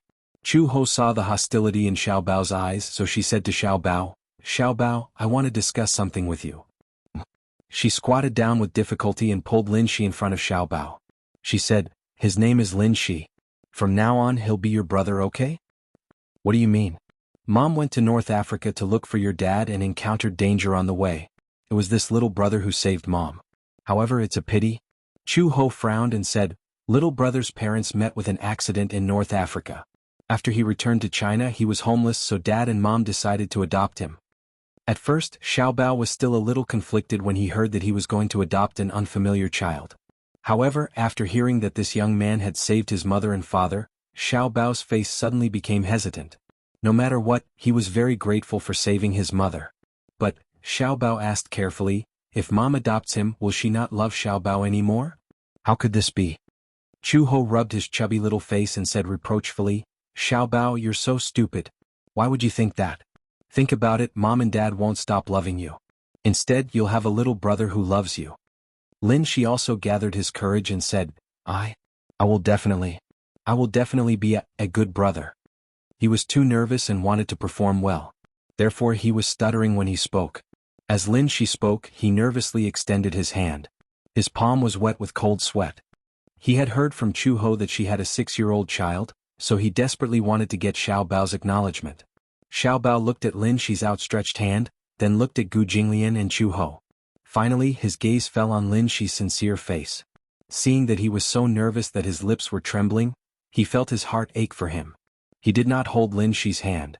Instead he walked forward and hugged him gently, giving him a friendly hug. Chapter 35:57. He thanked him sincerely. At the same time Xiaobao smiled and said, however, from now on you're my older brother. As your younger brother, I'll take good care of you too. Lin Shi was a little surprised. He did not expect Xiaobao to accept him as an outsider so easily, let alone say such heartwarming words like, I'll take good care of you too. However, to Xiaobao, although Lin Shi was a stranger, he did not have the ability to do so. This little brother had saved his father and mother for him. This kind of life-saving grace was too precious. You don't have a home anymore, so the Gu family is your home, Xiaobao said. For some reason Lin Shi, who was so stubborn that he refused to shed a single tear even in the face of such a ferocious rebel army, actually shed tears because of this sentence. After returning to the Gu family, Gu Jinglian immediately called for the doctor to check on Chu Ho's injuries. The wound was infected and inflamed. In such a harsh and complicated environment, even if the wound was properly bandaged, applied medicine and disinfected, due to the fighting along the way, the originally bandaged wound showed signs of healing. However, due to the violent movements, it was torn open, healed, and torn open again. This repeated over and over again, and in addition to the environment, it was inflamed. Fortunately, it was not too serious. It was just a little festering and pus. It was a pity that this place would be scarred. However, Chu Ho had so many injuries on his body that one more would not make a difference. There were several gunshot wounds on her body, and this was probably the lightest one. Gu Jinglian had specially instructed Chu Ho to do a full-body checkup. Chu Ho did a full-body checkup. He remembered that during one of the explosions, the strong shockwave had directly flipped them over. Gu Jinglian was not too far away from the impact, but Chu Ho was sent flying back to the tree trunk. He did not know if his tendons and bones were injured. The doctor touched his tendons and bones. After asking, Chu Ho also said that he did not feel any injuries. Hence, at least his tendons and bones were not injured. Gu Jinglian was relieved. Xiaobao did not know what was going on. Only after Uncle Fu explained again and again did he understand. It turned out that his father was stuck in North Africa because of work. His mother was worried and rushed to North Africa. The two met on the way and returned together. Fortunately, both of them were fine. However, Gu Jinglian knew very well that if it weren't for Chu Ho's tacit cooperation, he probably wouldn't have been able to get out of North Africa in a short time. And this was the most optimistic scenario. With Chu Ho's injuries, he probably wouldn't be able to get out of bed for at least half a month. She applied the medicine and lay down. The doctor examined Lin Shi and Gu Jinglian again. Gu Jinglian only suffered some superficial injuries. In the end, it was nothing more than a dislocated ankle, but he reconnected it himself. The doctor repositioned it for him. Other than that, he was fine. Lin Shi suffered more injuries, but most of them were superficial wounds and not too serious. The trip to North Africa was a thrilling one. Fortunately, they were safe. However, during the half a month that Chu Ho was bedridden, Uncle Fu discovered something very strange. His master actually knew how to take care of someone. During the half a month that Chu Ho was bedridden, it was difficult for her to move around. She could not sit up very well. Occasionally she would turn around and need someone to carry her. Chapter 35:58. Now that he was bent on recuperating, he could not be too reckless. He had to be careful in everything he did to avoid affecting his wound. Uncle Fu originally wanted to hire a nurse, but Gu Jinglian rejected it. When he asked for the reason, he refused to say anything. It was only when he passed by the room in the middle of the night that Uncle Fu saw Gu Jinglian turning over with Chu Ho in his arms through the crack in the door that he suddenly understood. It turned out that the old master was worried that the nurse would be clumsy and wanted to take care of him personally. Gu Jinglian usually did not do any chores. Other than work and the Gu group's matters, he was like a shopkeeper who did not care about anything else. Not to mention taking care of an injured person, he would not even know how to wash the dishes. He did not do any chores and had never served anyone like this before. However, in the past half a month when Chu-ho was bedridden, Gu Jinglian had been taking care of him. Chu-ho was also very surprised. She did not expect that Gu Jinglian seemed to have changed a lot after returning from North Africa. Even when facing her, Gu Jinglian still had his usual arrogant and cold face. However, he would accede to her every request. He even tried to wash her face and peel an apple himself. The scary thing was that when it came to taking care of people, he could not do anything else except peel an apple. He actually used a military knife to peel it and the skin did not even break. How valiant. It was also an eye-opener for her. Gu Jinglian asked Uncle Fu to investigate a matter. Uncle Fu thought that it was something important, but he did not expect Gu Jinglian to ask him to investigate Mu Yaja's son, Yun Tianyu. Master, why are you suddenly asking about this child? What? This child? Uncle Fu sighed as he spoke. This child is Yun Shishir's sore spot. Dead. Yes. Do you have a photo of Yun Tianyu? Uncle Fu shook his head when he heard this. But I have a photo of Mu Yichen, Mu Yaja's eldest son. Yes. He and Yun Tianyu are twins and they look exactly the same. Master, I'm a little curious. Why are you suddenly asking about this child? Because, Gu Jinglian said faintly, I met him in North Africa. Oh. Uncle Fu hesitated for a moment before his expression changed. Could it be Yun Tianyu? Gong Fan. Gong Fan? You should know about the Hurricane Group. Gu Jinglian paused for a moment before continuing. It was Hurricane Group that took over Weyert. I saw a child who looked exactly like Yun Tianyu in North Africa, but his name isn't Tianyu. His name is Gong Fan. This, Uncle Fu was also speechless. He felt very strange. Yun Tianyu was indeed no longer around. Even after so long, Mu Yaja and Yun Shishir still could not walk out of the shadow. Yun Shishir in particular was still very upset. Yun Chenyo's name could not be mentioned at all. It was Yun Shishir's biggest pain in her heart. Uncle Fu asked hesitantly, Master, are you sure? A dead person can't be brought back to life. Are you sure you're not mistaken? Gu Jinglian was also a little hesitant. He was also a little skeptical. Do you think there are two people who look exactly the same in this world? Chapter 3559. Gu Jinglian furrowed his brows. But what? Uncle Fu said, it's just that it's impossible to say that they look like they're made from the same mold. Even if they're twins, they look different. Gu Jinglian furrowed his brows slightly but did not say anything. Forget it. There's no need to get involved in the Mu family's matters. This is their family matter. Uncle Fu sized him up and suddenly said carefully, Old Master, ever since you came back from North Africa, I've noticed that you've changed a lot. How have I changed? You've become gentler. Uncle Fu smiled and observed his expression as he said, When I passed by Chu-ho's room earlier, I saw you taking care of her so attentively. This is the first time I've noticed that you know how to take care of. Before he could finish his sentence, Uncle Fu saw the obvious displeasure on Gu Jinglian's face and immediately corrected himself awkwardly. Take care of. Gu Jinglian's expression softened a little. Uncle Fu then continued, Old Master would never lower himself to take care of someone in the past. This time, I feel that Old Master and Chu-ho's relationship has improved a lot. Why else would they say that a friend in need is a friend indeed? After all, he had gone through a life-and-death situation. Compared to the tit-for-tat between the two of them, it was indeed different. Gu Jinglian gave him a cold sidelong glance. You talk too much. Fu Bo tactfully shut his mouth and didn't say anything. He knew that Old Master was shy. Gu Jinglian stood up and said expressionlessly, She's injured, so it's inconvenient for her. His expression was a little unnatural. It was obvious that he felt a little uncomfortable. It's only right for me to take care of her. Uncle Fu cursed silently in his heart, what a prideful guy. Chu-ho woke up and lay on the bed, staring at the ceiling in a daze. When he had just returned to the Gu family, he had a high fever due to his wound being infected. It was only until last night that he recovered some of his vitality. Gu Jinglian suddenly pushed the door open and walked in. Chu-ho heard the footsteps and looked up. When he saw that it was Gu Jinglian, he lay back on the bed like a corpse. Hungry? Gu Jinglian asked. Chu-ho shook his head. I don't have any appetite. He had been on anti-inflammatory drugs for the past few days and was about to vomit. He had no appetite at all. I want to eat something sour. Sour? Gu Jinglian's first reaction was, You're pregnant? Chu-ho, seeing that she did not speak, Gu Jinglian's expression suddenly became unnatural.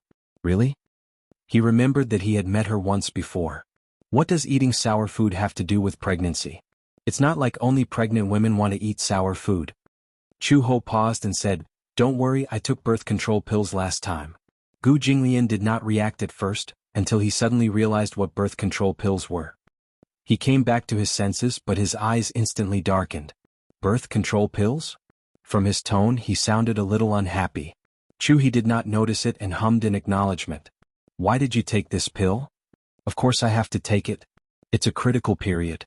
Chu-ho said again, "It's so troublesome to be pregnant." Gu Jinglian's expression gradually darkened when he heard this. She said that being pregnant was troublesome. She actually felt that being pregnant with his child was a troublesome matter. Gu Jinglian's eyes suddenly turned cold. Chapter 3560. What's wrong with you? Why do you look like that? Gu Jinglian's expression became even gloomier when she asked that question. This stupid woman actually dared to ask him why he looked like that. This kind of medicine can't be taken casually. His words made Chu-ho even angrier. "How dare you say that? If it weren't for you?" Chu-ho paused at this point. His face was strangely red and he couldn't continue. If he hadn't acted like a beast that night, she wouldn't have needed to take this kind of medicine. Everyone knew that taking morning after pills was bad for a woman's health. For a period of time, her menstrual cycle was messed up. However, fortunately, her physical fitness was good. She didn't need to take care of herself and slowly recovered. Gu Jinglian said coldly, "You don't have to take it." "What if I'm pregnant?" Gu Jinglian said, "If I'm pregnant, I'll give birth to it." He replied almost at lightning speed. Chu-ho didn't react for a moment and was stunned. When he came back to his senses and repeated his words, Chu-ho was furious. "A man is a man. It's easy to say that if I'm pregnant, I'll give birth to it. Gu Jinglian, don't you know how painful it is for a woman to give birth? Moreover, if the child is born, who will be responsible for raising it? The Gu family is so big. Can't we raise a child?" In other words, even if she gave birth to a bunch of babies like a sow, Gu Jinglian could raise them with his eyes closed. Chu-ho's mind flashed with the image of her protecting a bunch of piglets like a sow. He shuddered. It was so scary. Chu-ho said coldly, "If I give birth, are you going to be responsible for breastfeeding, keeping watch at night, and changing diapers?" Gu Jinglian stopped talking. Chu-ho snorted coldly. "So, you don't have to be responsible for what you say. When the child is born, you won't be the one to suffer." "I'll take responsibility," Gu Jinglian said out of the blue. Chu-ho was stunned. "What did you say?" Gu Jinglian repeated patiently, "I'll be responsible." Chu-ho felt so awkward that he couldn't say anything. However, from his tone, it was clear that he was serious. This man would never make promises easily, nor would he be like other men who would use flowery words. However, he would definitely do what he said and never go back on his words. Gu Jinglian walked to the door and stopped Uncle Fu. He instructed him before returning to her bedside to sit down. 10 minutes later, Uncle Fu sent someone to buy a few jars of dark plums. Gu Jinglian took the jars, opened the lids, picked up a plum with a fork and brought it to her lips. "Eat." It was a harsh sentence, as if he was forcing her to eat it. Chu-ho unhappily took a bite and put it into his mouth. Actually, she didn't particularly like sour food. However, she had been lying in bed with an 4 drip for the past few days. As a result, her mouth felt bitter and astringent. In addition, the nutritious meals that Uncle Fu had prepared for her were rather bland, so there was no taste in her mouth. Hence, she wanted to eat sour food just to stimulate her taste buds. The sweet and sour dark plum kept secreting saliva in her mouth. It was so sour that Chu-ho kept blinking her eyes.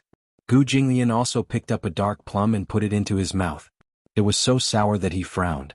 However, after the intense sourness, it was sweet. It was very sweet. Chu-ho spat out the seed and opened her mouth again, indicating for him to feed her another dark plum. Chapter 3561. Xiao Bao was taking an afternoon nap in his room when he suddenly received a call from Lin Shi. He picked up the phone only to hear Lin Shi mumbling pitifully, "Little treasure, where are you now?" "I'm in my room." "Well," Lin Shi said bitterly, "I think I'm lost." Xiao Bao blinked and said speechlessly, "Okay, where are you?" Lin Shi had been lost in the Gu residence for 5 days. The huge Gu residence was no different from a maze to him. How big was the Gu residence? Let's put it this way. His parents worked in a factory in North Africa, and the Gu residence was as big as the factory. However, he would never get lost in the factory, not only because he grew up there, but also because the roads in the factory were wide and there weren't many twists and turns. The Gu residence had dozens of courtyards in the front yard and backyard. These courtyards were connected by all sorts of winding corridors. It was no different from a maze. This wasn't the first time he got lost. Fortunately, Gu Jinglian had given him a cell phone. When he got lost, he could call Xiao Bao and Uncle Fu for help. Lin, she said over the phone, I don't know where I am, but I see a rockery and a big pond. There are so many rockery and ponds. I don't know which place you're talking about. There's an ancestral hall here. There seems to be a lot of memorial tablets inside. Ancestral hall. Xiao Bao thought about it carefully and remembered that he had been there twice when the Gu family worshipped their ancestors, so he knew the way. Wait for me at the entrance of the ancestral hall. I'll go find you right away. After hanging up, Xiao Bao jumped out of bed, rubbed his eyes and ran downstairs. After passing through several courtyards, Xiao Bao finally found the ancestral hall. He saw Lin Shi standing at the entrance looking a little embarrassed. Xiao Bao walked over and complained, Lin Shi, why are you here? You've been here for a few days but you still don't know the way? Lin Shi said awkwardly, your house is so big. I get lost every time. The main thing is, I don't remember the way so I can't tell the direction. Xiao Bao glared at him reproachfully. Lin Shi thought that he had said something wrong and looked at him uneasily. Xiao Bao said, what do you mean by my home? Lin Shi, this is your home too. When Lin Shi heard this, she realized that he was unhappy about this. Her heart warmed and she held his hand. All right, this is our home. I was wrong. Don't be angry. Xiao Bao smiled. Let's go. The two children walked hand in hand to the courtyard, but they heard a commotion not far away. It's the Gong family. Quickly go and inform the master. Then Xiao Bao and Lin Shi saw Uncle Fu rushing to the main building. He was in such a hurry that he didn't even look at Xiao Bao. Xiao Bao looked at the entrance strangely. He saw that among the group of people, only a silver-haired man stood out. He had an imposing aura and was about the same height as Gu Jinglian. He wore a snow-white military-style trench coat and a pair of white combat boots. Every inch of his handsome face was exquisite and impeccable. Xiao Bao's eyes widened. This man was cool and handsome. Chapter 3562. Hearing this, the man turned around and nodded slightly. He instructed a few of his men to stand guard outside the door and said coldly, wait for me at the door. With that said, he followed Uncle Fu to the guest room. When he passed by Xiao Bao and Lin Shi, the man looked straight ahead without looking back. His footsteps were like the wind, messing up Xiao Bao's bangs. Lin Shi was a little intimidated by his aura and asked fearfully, who is this man? Xiao Bao shook his head in confusion. I don't know either. In the guest room, Uncle Fu brewed a pot of Dahong Pao tea and poured 2 cups of tea for Gu Jinglian and Gong Jie. Young Master Jia, what brings you here? Gong Jie took a sip and put the tea aside. He didn't exchange too many pleasantries and went straight to the point. I heard that you just returned from North Africa a while ago. Although his voice was low, he couldn't hide his aura. Hearing this, Gu Jinglian said mildly, yes. I heard about it too. Gong Jie looked at him. The Gu Industries factory in North Africa, Werther, has been bought over by Hurricane along with the land. Since Hurricane bought it over, young Master Jie should know about it. Hearing this, Gong Jie's eyes darkened. Is this true?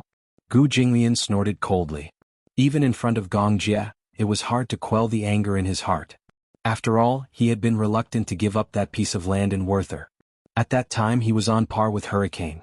If Gong Fan hadn't been so despicable and ruthless, he wouldn't have taken the initiative to withdraw from the North African market. Gu Jinglian thought that Gong Jie knew about it and still came to the Gu household so brazenly to show off. Thus his tone was very impolite. Young Master Jie, you don't have to pretend. After buying that piece of land, Hurricane Group is already the overlord of North Africa. Since that's the case, why did young Master Jie come to me and pretend to be polite? Don't tell me that you don't know about this. Gong Jie was wrongly accused. Gong Jie said honestly, I didn't know about this. To be precise, I didn't participate in the discussion. I even objected to the acquisition.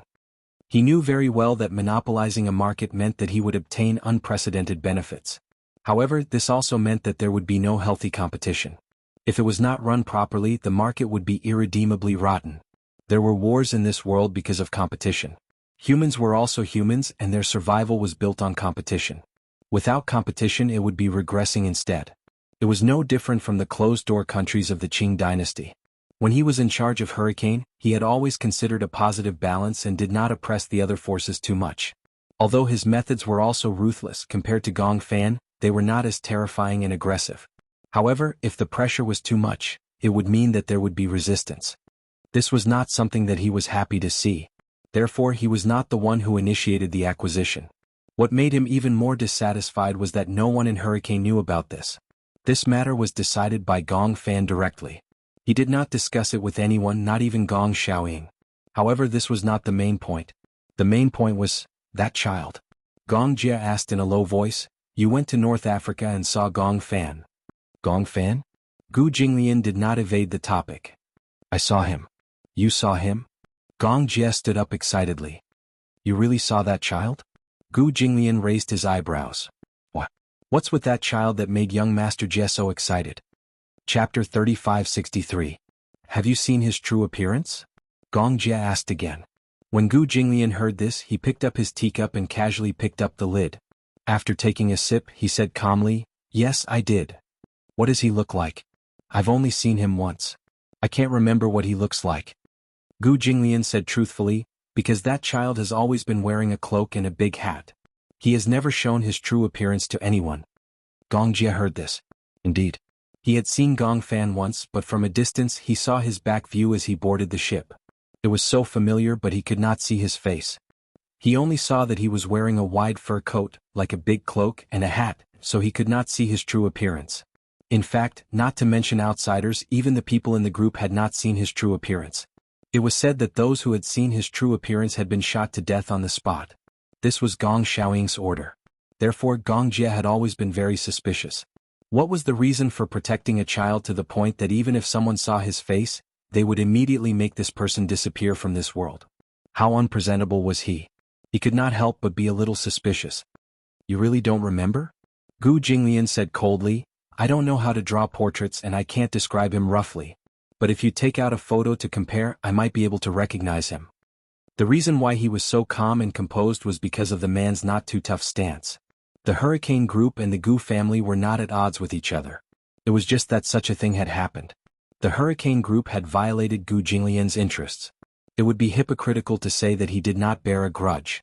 Gu Jinglian was very vengeful and Gong Jia was an arrogant master. He had never taken the Gu family seriously. However, such an arrogant man did not have as high a stance in front of Gu Jinglian as before in order to inquire about the child's whereabouts.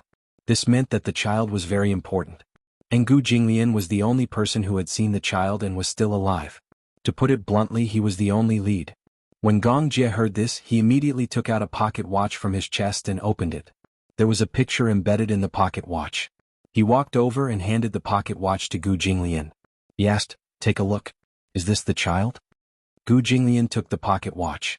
In the photo there was an innocent child smiling at the camera. He squinted his eyes and smiled at the camera, looking pure and cute. Yin Tianyu.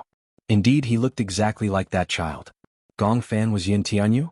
The more he thought about it, the more terrifying it was. Gu Jinglian's lips curled into a smile. "Didn't I hear that the child disappeared in an accident? It's rumored that he's already dead." Gong Jia clenched his fists. "We can't come to this conclusion without seeing the corpse." "Yes. If he's alive, we can't find him. If he's dead, we can't find his corpse. It's hard to say whether he's dead or not." Gu Jinglian closed the pocket watch and threw it back to Gong Jia. He asked coldly, "What if I say that the child might not be dead?" Gong Jia was stunned when he heard this. "You mean, young Master Jia is looking for me because everyone who has seen the child is dead, including my subordinates. They all died in the child's hands. Even if it was not Gong Fan's order, these people's lives were still his." He continued, "However, the Hurricane Group didn't have any disputes with the Gu family in the past, but it does now. The Hurricane Group has caused such a huge loss to the Gu family. How should we settle this debt?" Chapter 3564. I don't care about the value of that piece of land. The problem is, why did that child buy that piece of land? Young Master Jia should know what he's doing. Gong Jia was silent for a long time before he returned to his seat and smiled. Young Master Gu is just worried that Hurricane will use that piece of land for experiments. When the time comes, they'll become the overlord in the future and threaten the Gu family's land. The world is bustling and I come for benefits. The world is bustling and I come for benefits. Young Master Jia should understand such a simple logic. Gu Jinglian had made it so clear. If Gong Jia still did not understand, then his title as Hurricane's chief commander was just an empty title. In other words, Gu Jinglian was implying that the Gu family's losses were small, but if Hurricane grew too big in the future, it would be lonely at the top. It would not be beneficial for Hurricane and the Gu family. Similarly, he also deliberately revealed that the child he saw in North Africa might be Yun Tianyu. However, Gong Jie still wanted a definite answer. He said, Hurricane will definitely compensate the Gu family for their losses. However, before that you have to give me a definite answer. Is that child called Gong Fan really Yun Tianyu? I don't know. Gu Jinglian continued, no one dares to say such a thing, but the child I saw in North Africa has the same face as the child in the photo you showed me in your pocket watch. Upon hearing this, Gong Jie was so agitated that his whole body trembled. It's Yu? The legendary son of Ghosts of Hurricane Group, that mysterious young man, is really Yu who went missing in that accident. Gong Jie clenched his fists, not knowing if this was a good or bad news. If it's Yu, why doesn't he know how to go home?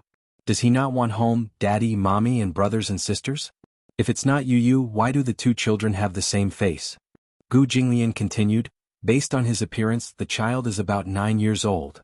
9 years old. Gong Jie grasped another piece of information. 9 years old. When Yu went missing she was 8 years old. It had been more than a year since she went missing. Everything seemed to match. He didn't believe in such a great coincidence. Hence, he firmly believed that the mysterious youth called Gong Fan must be Yu. Gong Jie came to another conclusion. For the past year, Gong Xiaoying had been hiding Yu in Hurricane, and no one knew about it. Why is Yu in his hands? What did he do to Yu this time? Yu, who had been missing for a year, had turned into Gong Fan. Why had he become so ruthless? Gong Jie could not figure this out no matter how hard he tried. But one day he was almost 100% sure. Yu was Gong Fan. Gong Fan was Yu. When he found out, Gong Jie was extremely excited. For the past year he had not stopped looking for Yu. However, he had not found him or his corpse. Yun Shishir missed her son too much and was depressed. If it weren't for Xiao Yichen and Yue Yao, she might not have been able to walk out of this trauma. Gong Jie stood up and said to Gu Jinglian, Young Master Gu, sorry to disturb you. He turned around and left in a hurry. Gu Jinglian watched Gong Jie's back coldly. He gently blew on the surface of his tea and took a sip. In the past, if the Gong family came looking for him and asked about this matter, Gu Jinglian would have treated it as if it had nothing to do with him and would have kept quiet. However, things were different now. Chapter 3565. Perhaps it was because she was worried and put herself in his shoes that her heart softened a little. Gu Jinglian put down his teacup, slowly stood up and walked upstairs. When Gong Jie heard the news he did not immediately look for Gong Xiaoying.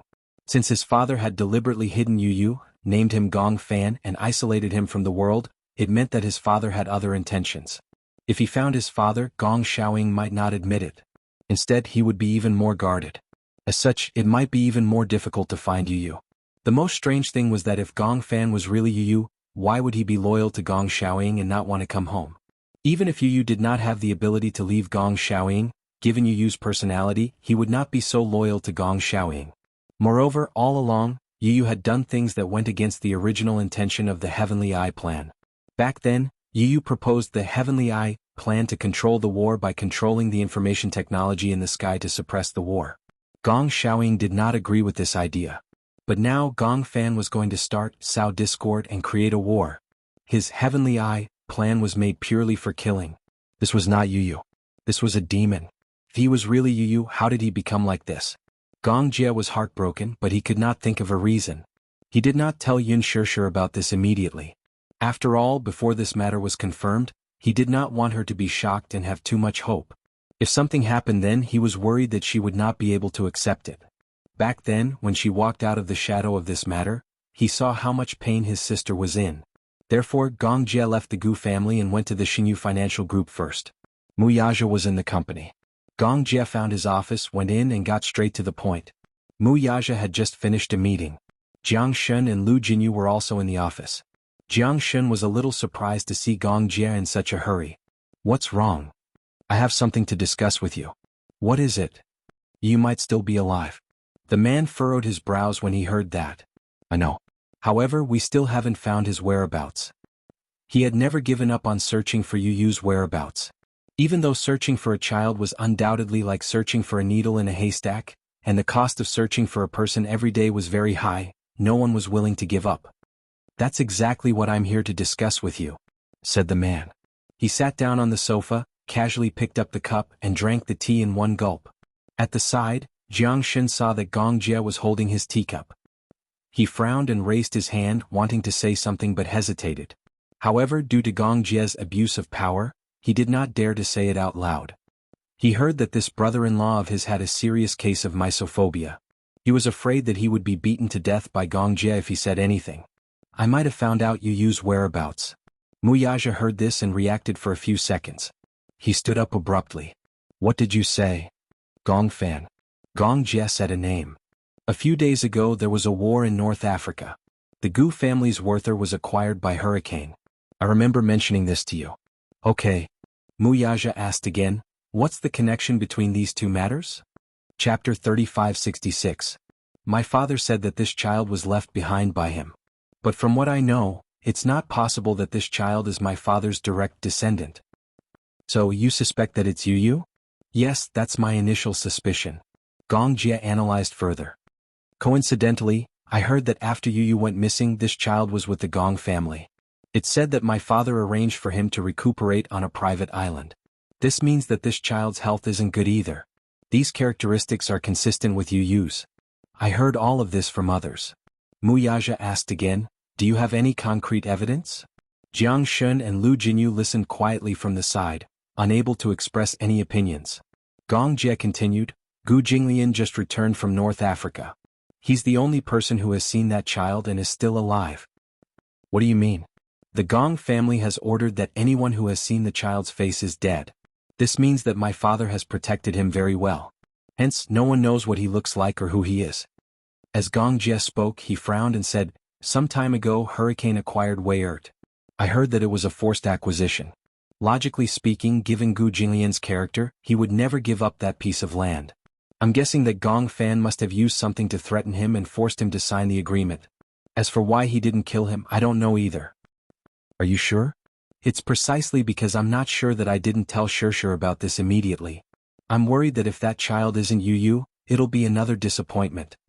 Muyaja nodded as well. We have some leads on this matter. Let's keep it from him for the time being. Wait, Gong Jie suddenly stood up. Suddenly, he thought of something and his expression became serious. Muyaja saw that he looked nervous and didn't say anything. He was worried that he would disturb his thoughts. He must have found some useful clues again. Gong Jie turned around abruptly and glared at him. He suddenly said, Lisa. Alice? What? I remember that there was a long period of time when Alice wasn't at the headquarters. After Yu went missing, there was no news of her at the headquarters. I don't know where she went. If Yu was really brought back to the Gong family by father, then he must have been injured. Plus, his body needs to be nursed back to health, so he must need someone with great medical skills to look after him at all times. Alice is a doctor? Yes, she's a medical prodigy from Hurricane. Who is Lisa? She used to work for me, but I sent her to Yu to be Yu's personal bodyguard. I haven't seen her in a long time. Muyaja said, if we find Alice and Lisa, we might be able to get some clues. I can't find any traces of Lisa, but Alice is in Hurricane now. If I go back and ask her, I might be able to get some information. Muyaja nodded. Gong Jie left the capital. He took a private jet and rushed back to Hurricane's headquarters overnight. Gong Xiaoying wasn't on the island. He found Alice. When he saw her, she was researching medicine in the laboratory. Alice was surprised to see him back. Why are you back? Gong Jie smiled and said, I wanted to have a drink with you. Why are you busy? Chapter 3567. In the pub. When Gong Jie took out the red wine that he had kept for many years, Alice could not help but feel flattered. I see that you've been hiding these wines well. Why are you willing to take them out to drink now? Gong Jie smiled and filled her glass. Alice smiled and took a sip from the wine glass. Her mouth was filled with its mellow fragrance. You didn't come back in such a hurry just to have a drink with me, did you? Alice teased. Don't tell me you came back because you missed me? Gong Jie was used to her teasing, but now he was not in the mood to chat with her. He said bluntly, I came back to ask you something. Okay, go ahead. I'll answer whatever you ask. As Alice spoke, she sipped the rim of her glass and sized him up. Gong Jie went straight to the point. Some time ago you disappeared for a long time. No one knows where you went. Alice's hand that was holding the wine glass suddenly paused as her gaze froze. Gong Jie looked into her eyes seriously and said word by word, You would never leave the headquarters for no reason. There must be something special and you had to hide this from everyone. Where did you go? Alice did not speak. You can't say? Gong Jia narrowed his eyes and asked again, then let me ask you another question. Gong Fan, who is this child? Alice's fingers that were holding the wine glass stiffened. Gong Jia observed the change in her expression and her stiff knuckles and understood what was going on. Alice asked, Gong Fan? Why are you suddenly asking about him? No one in Hurricane knows about this child's background. You know. Alice, you know that the mouth can lie but the eyes can't. Gong Jia said expressionlessly, at this point, are you still trying to hide it from me? If I wasn't confident, I wouldn't have come looking for you. Since I found you, I'm 90% sure that Gong Fan is Yin Tianyu, am I right? Alice suddenly stopped talking. She said with a pale face, I don't know anything. Do you really not know anything, or is it because father told you to keep it a secret? Alice was speechless. Her feelings told her that she could not lie to Gong Jia. However, her rationality reminded her that she had to keep this a secret. However, he also felt heartache. For Yu and at the same time for Gong Jia. Alice put down her wine cup and suddenly said, Gong Jia, as a friend, can I remind you to persuade your sister to return to the Gong family and acknowledge her father? Blood is thicker than water and is connected by blood. How can a biological daughter not acknowledge her father? Gong Jia narrowed his eyes, his expression a little gloomy. Alice, are you implying that father hid Yu as a punishment for sister? Alice looked away in a panic. I didn't say that. Gong Jia suddenly grabbed her chin and forced her to look at him. Alice, look into my eyes. Alice looked up at him. Gong Jia said word by word, Alice, if you lie to me in the slightest, you'll regret it. Gong Jia, do you know that we've been looking for you like crazy? Chapter 3568.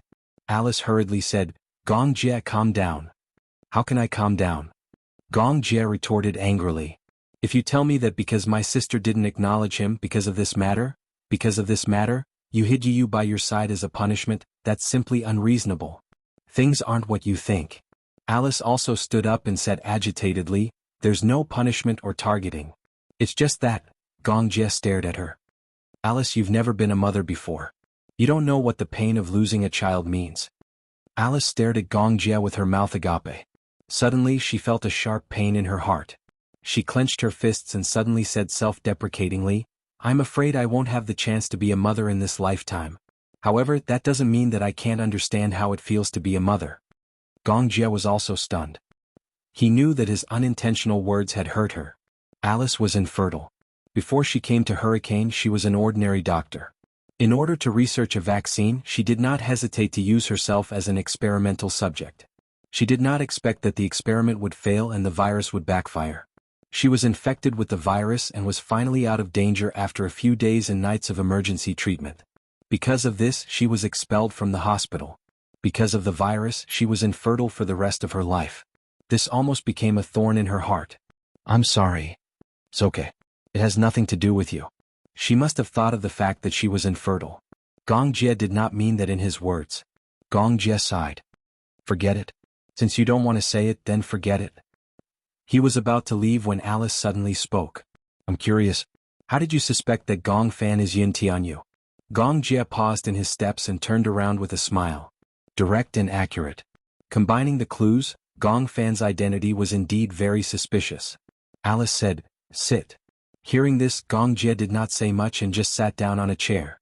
Just as he sat down, Alice suddenly asked curiously, don't you suspect that Gong Fan is Yin Tianyu? Why didn't he go back and look for you guys?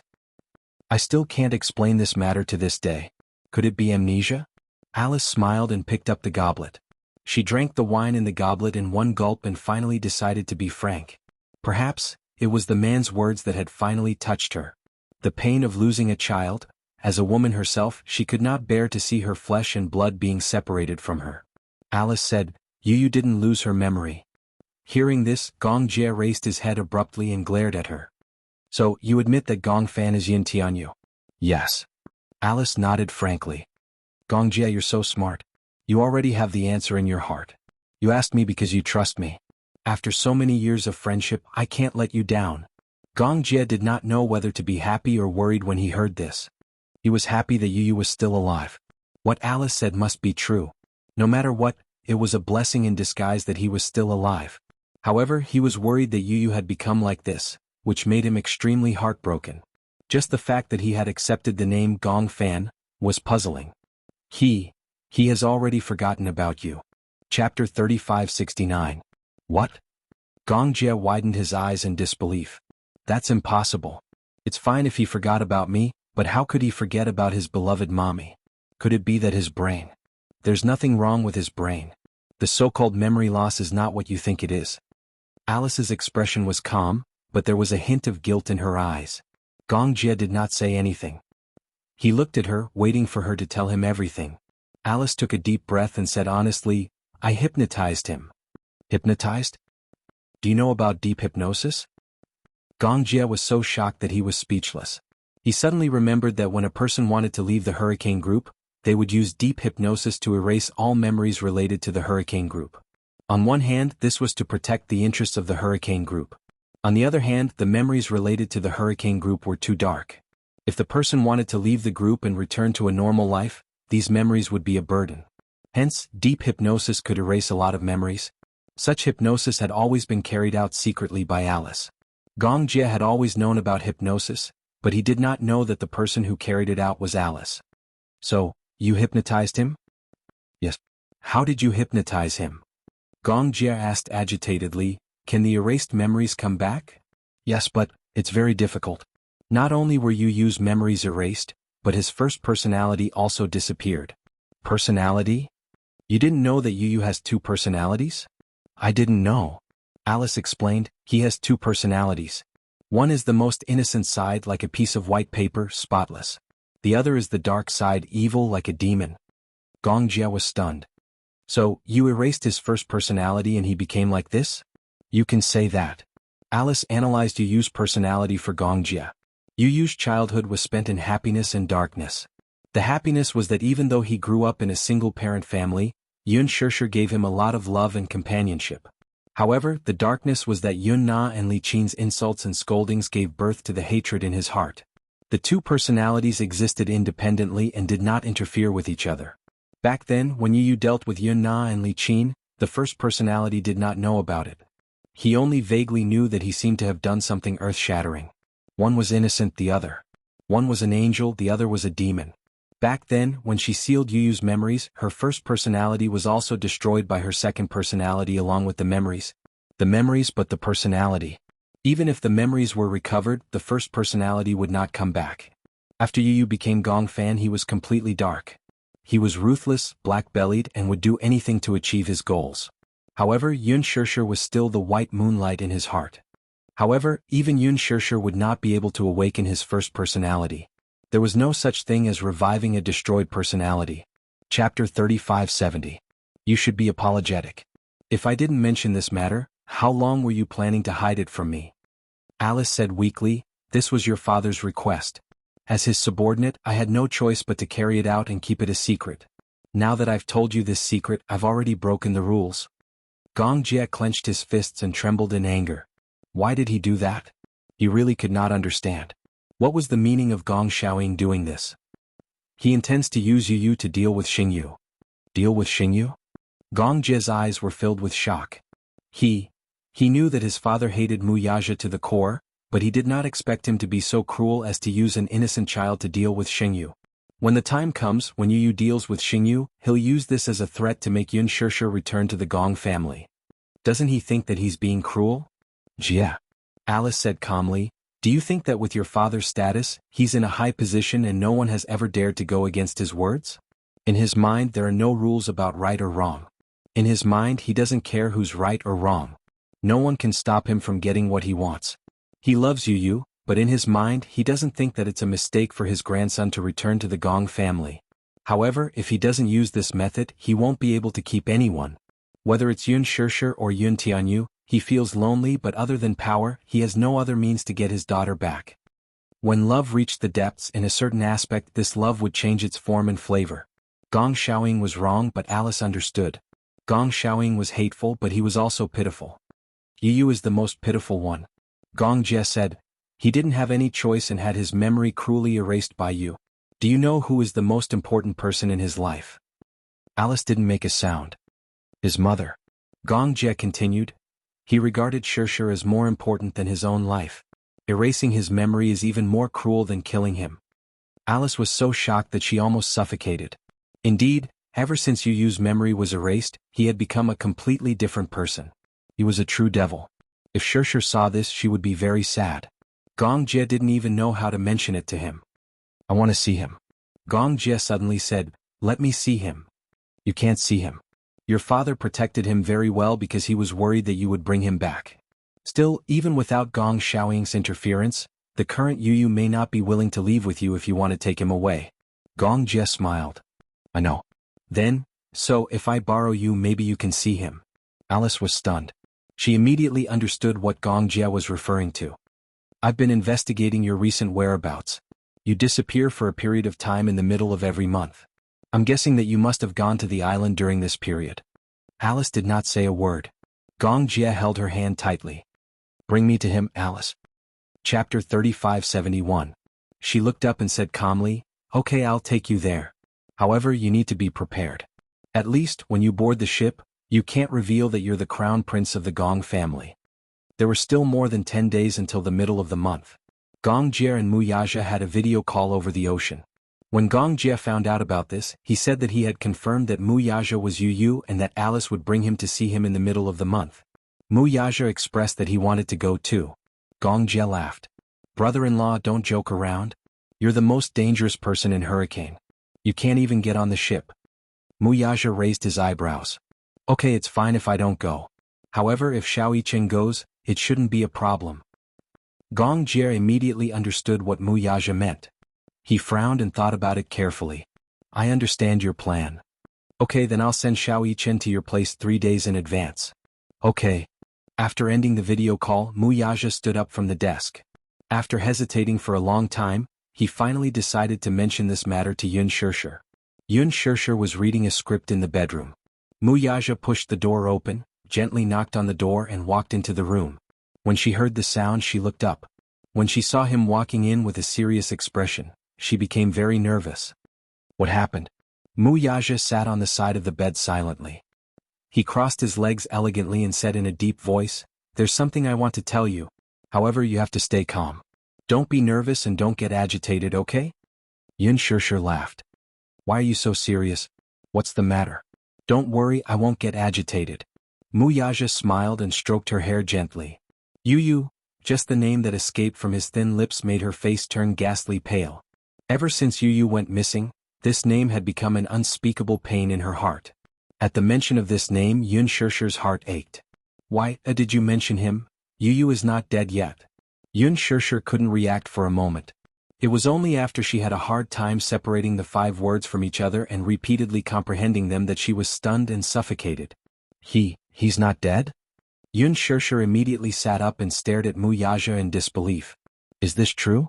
Don't lie to me. It wasn't easy for her to pull herself out of despair. Now she couldn't take a second blow.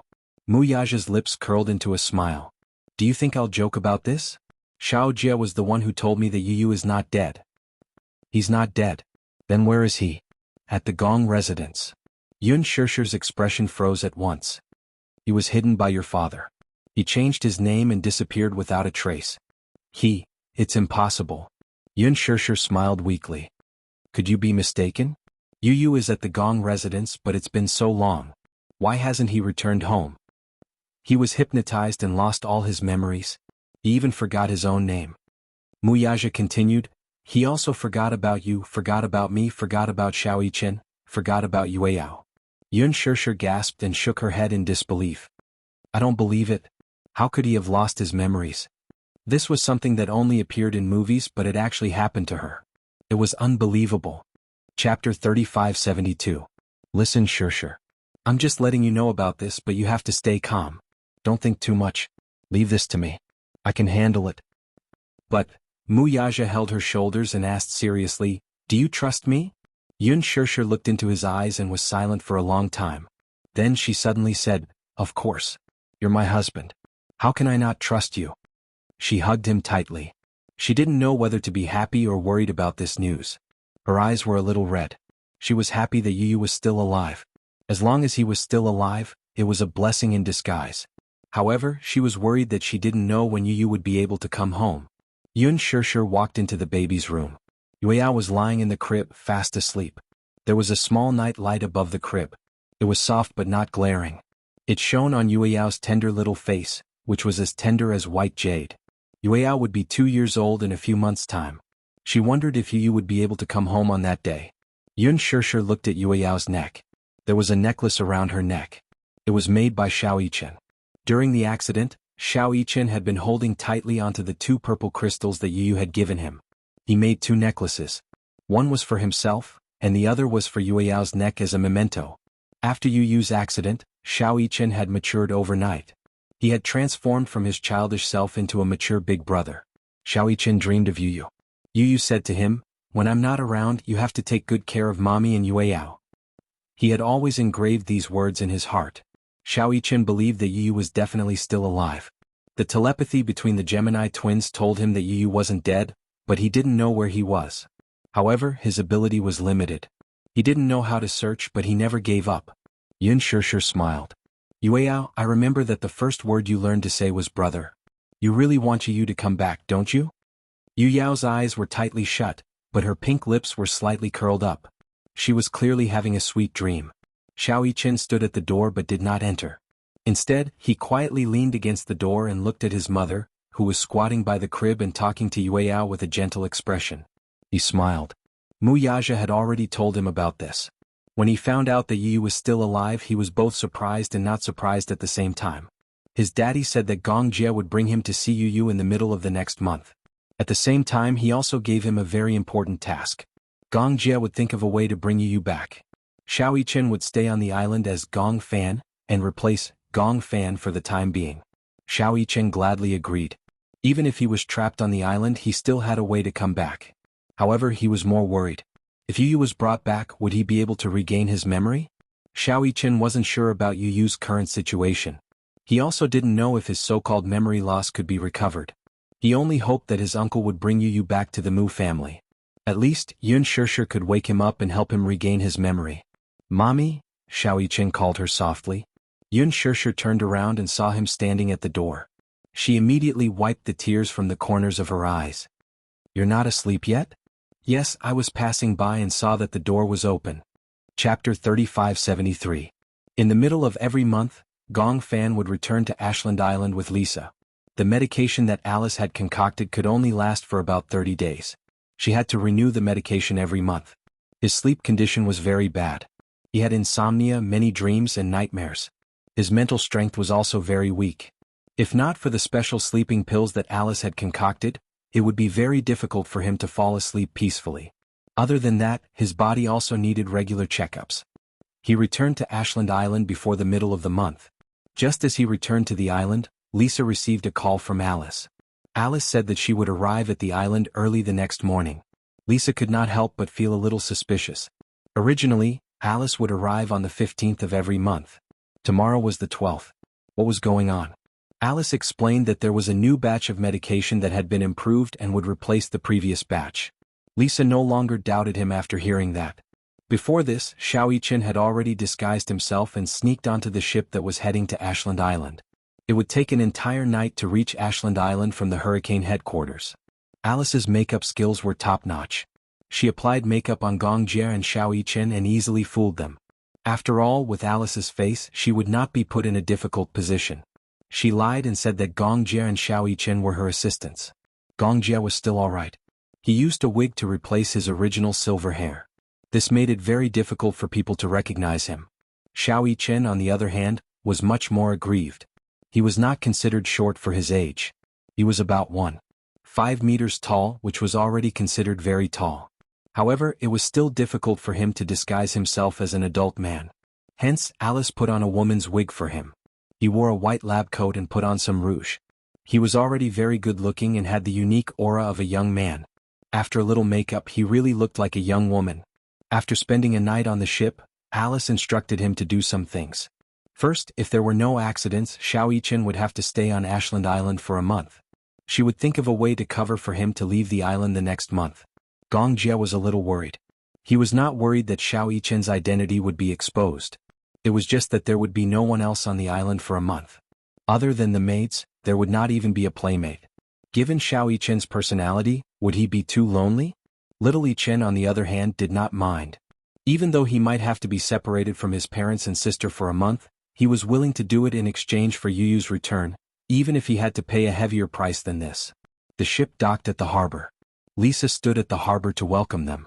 However, when she saw Gong Jie and Xiao Yichen behind Alice, her eyes suddenly flashed fiercely. She frowned slightly, obviously sensing that something was amiss. After a moment of surprise, she did not show any suspicion. She only said in a cold tone, "Alice, you're here." In the Hurricane headquarters, there was no distinction of seniority. Hence, Lisa had always called Alice by her name. Alice smiled at her.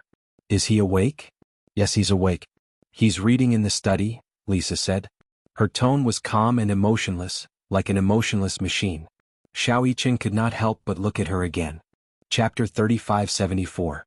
However, Xiao Yichen could only lament and didn't reveal his emotions. He followed closely behind Alice, lowered his head and quietly walked into the castle. Would he be able to see Yuyu soon? Xiao Yichen suddenly felt extremely excited. When he thought of this, he couldn't help but feel uneasy. He didn't know how Yuyu had changed after not seeing Yuyu for more than a year. Had he grown taller? Was he still as skinny as before? Would he recognize him when they met? Xiao Yichen clenched his fists tightly, only to feel his palms full of cold sweat. The castle was huge. As Lisa led them all the way, Xiao Yichen only felt that there were endless stairs and endless corridors. Finally, after walking for a very long time, Lisa stopped in front of a door and said in a deep voice, "Young master is in his room. You can go in directly." Alice pushed open the door and walked in naturally. Gong Jie followed closely behind. Just as Xiao Yichen was about to step in, he inexplicably felt Lisa's gaze on him, as if she was secretly examining him. He followed her gaze and sized her up, only to see that she was coldly sizing him up. That gaze, which seemed to be able to see through his entire body, made Xiao Yichen's heart jolt violently. He had an inexplicable suspicion that Lisa might have recognized him. Lisa quickly turned her gaze away and looked out the window, as if the gaze she gave him just now was just a casual glance. Xiao Yichen didn't take it to heart. He entered the room and locked the door from the inside. Alice walked into the bedroom and saw the back of a young man lying quietly on the big bed. He lay quietly on the bed with his eyes closed as if he was still asleep. However, Gong Jie and Xiao Yichen, who were standing behind her, couldn't calm down. Especially when he saw the young man's extremely familiar yet pale face, Gong Jie's breathing suddenly became erratic. He walked excitedly to the bed and squatted beside it until he recognized that the child in front of him was really Yuyu.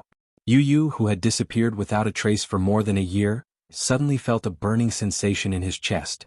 Really was Yuyu? Xiao Yichen was so excited that his entire body trembled. This voice had only appeared in his dreams for more than a year. Now that he finally saw it in real life, he couldn't even tell if this was reality or a dream. Gong Jie couldn't help but reach out and cup Yuyu's little face. However, the moment he touched his face, the young man on the bed suddenly woke up. He suddenly opened his cold eyes and his pupils contracted.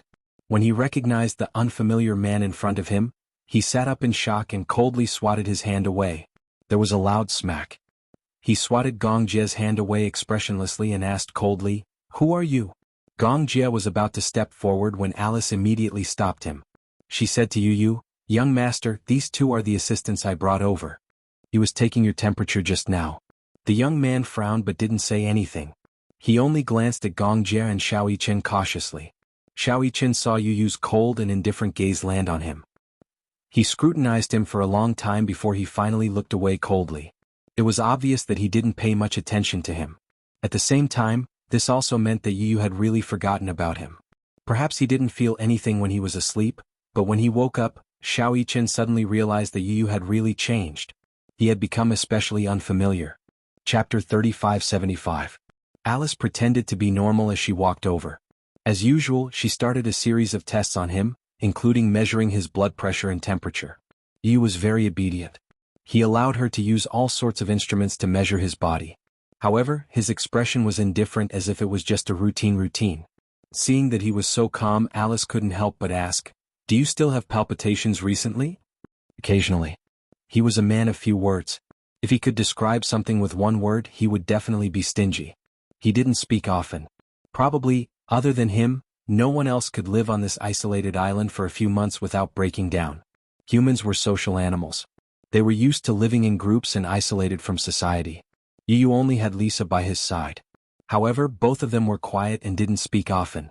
Occasionally, Lisa would deliberately talk to him, but Yu would only use a few words to end the conversation. In the past, Yu was naturally introverted. However, because of Yun Shirshir, he was still considered cheerful. However, under hypnosis, the second personality destroyed the first personality. As a result, the second personality completely took over. Today, Yu was more like a walking corpse. Xiao Yichen's heart ached so much that he was about to suffocate.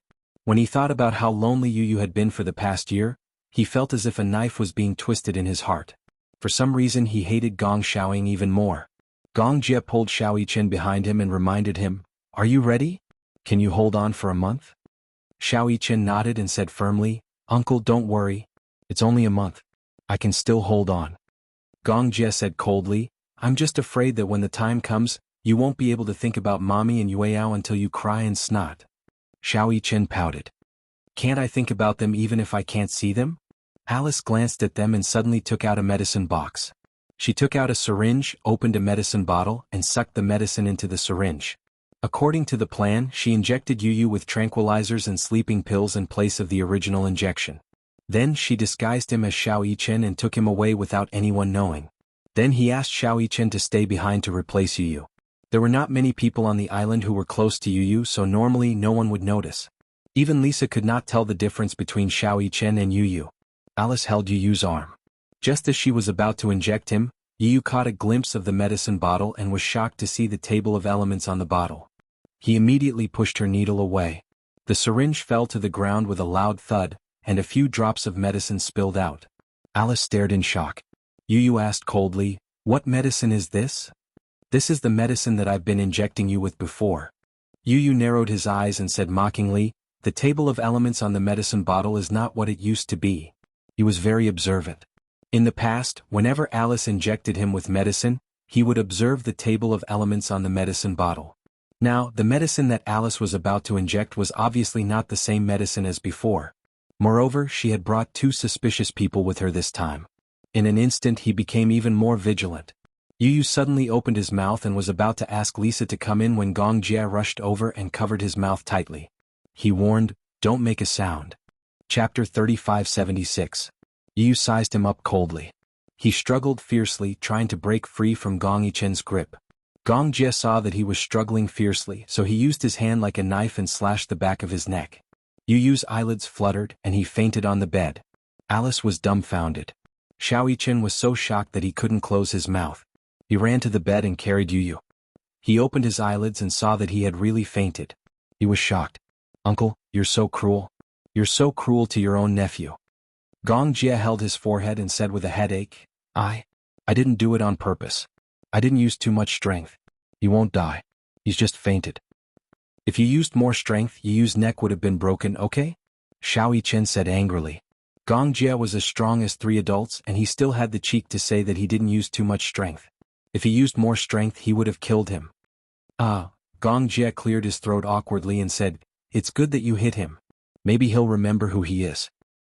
He looked at Alice for confirmation, but she said coldly, "No matter how much you hit him, he won't regain his memory." Gong Jie's lips twitched.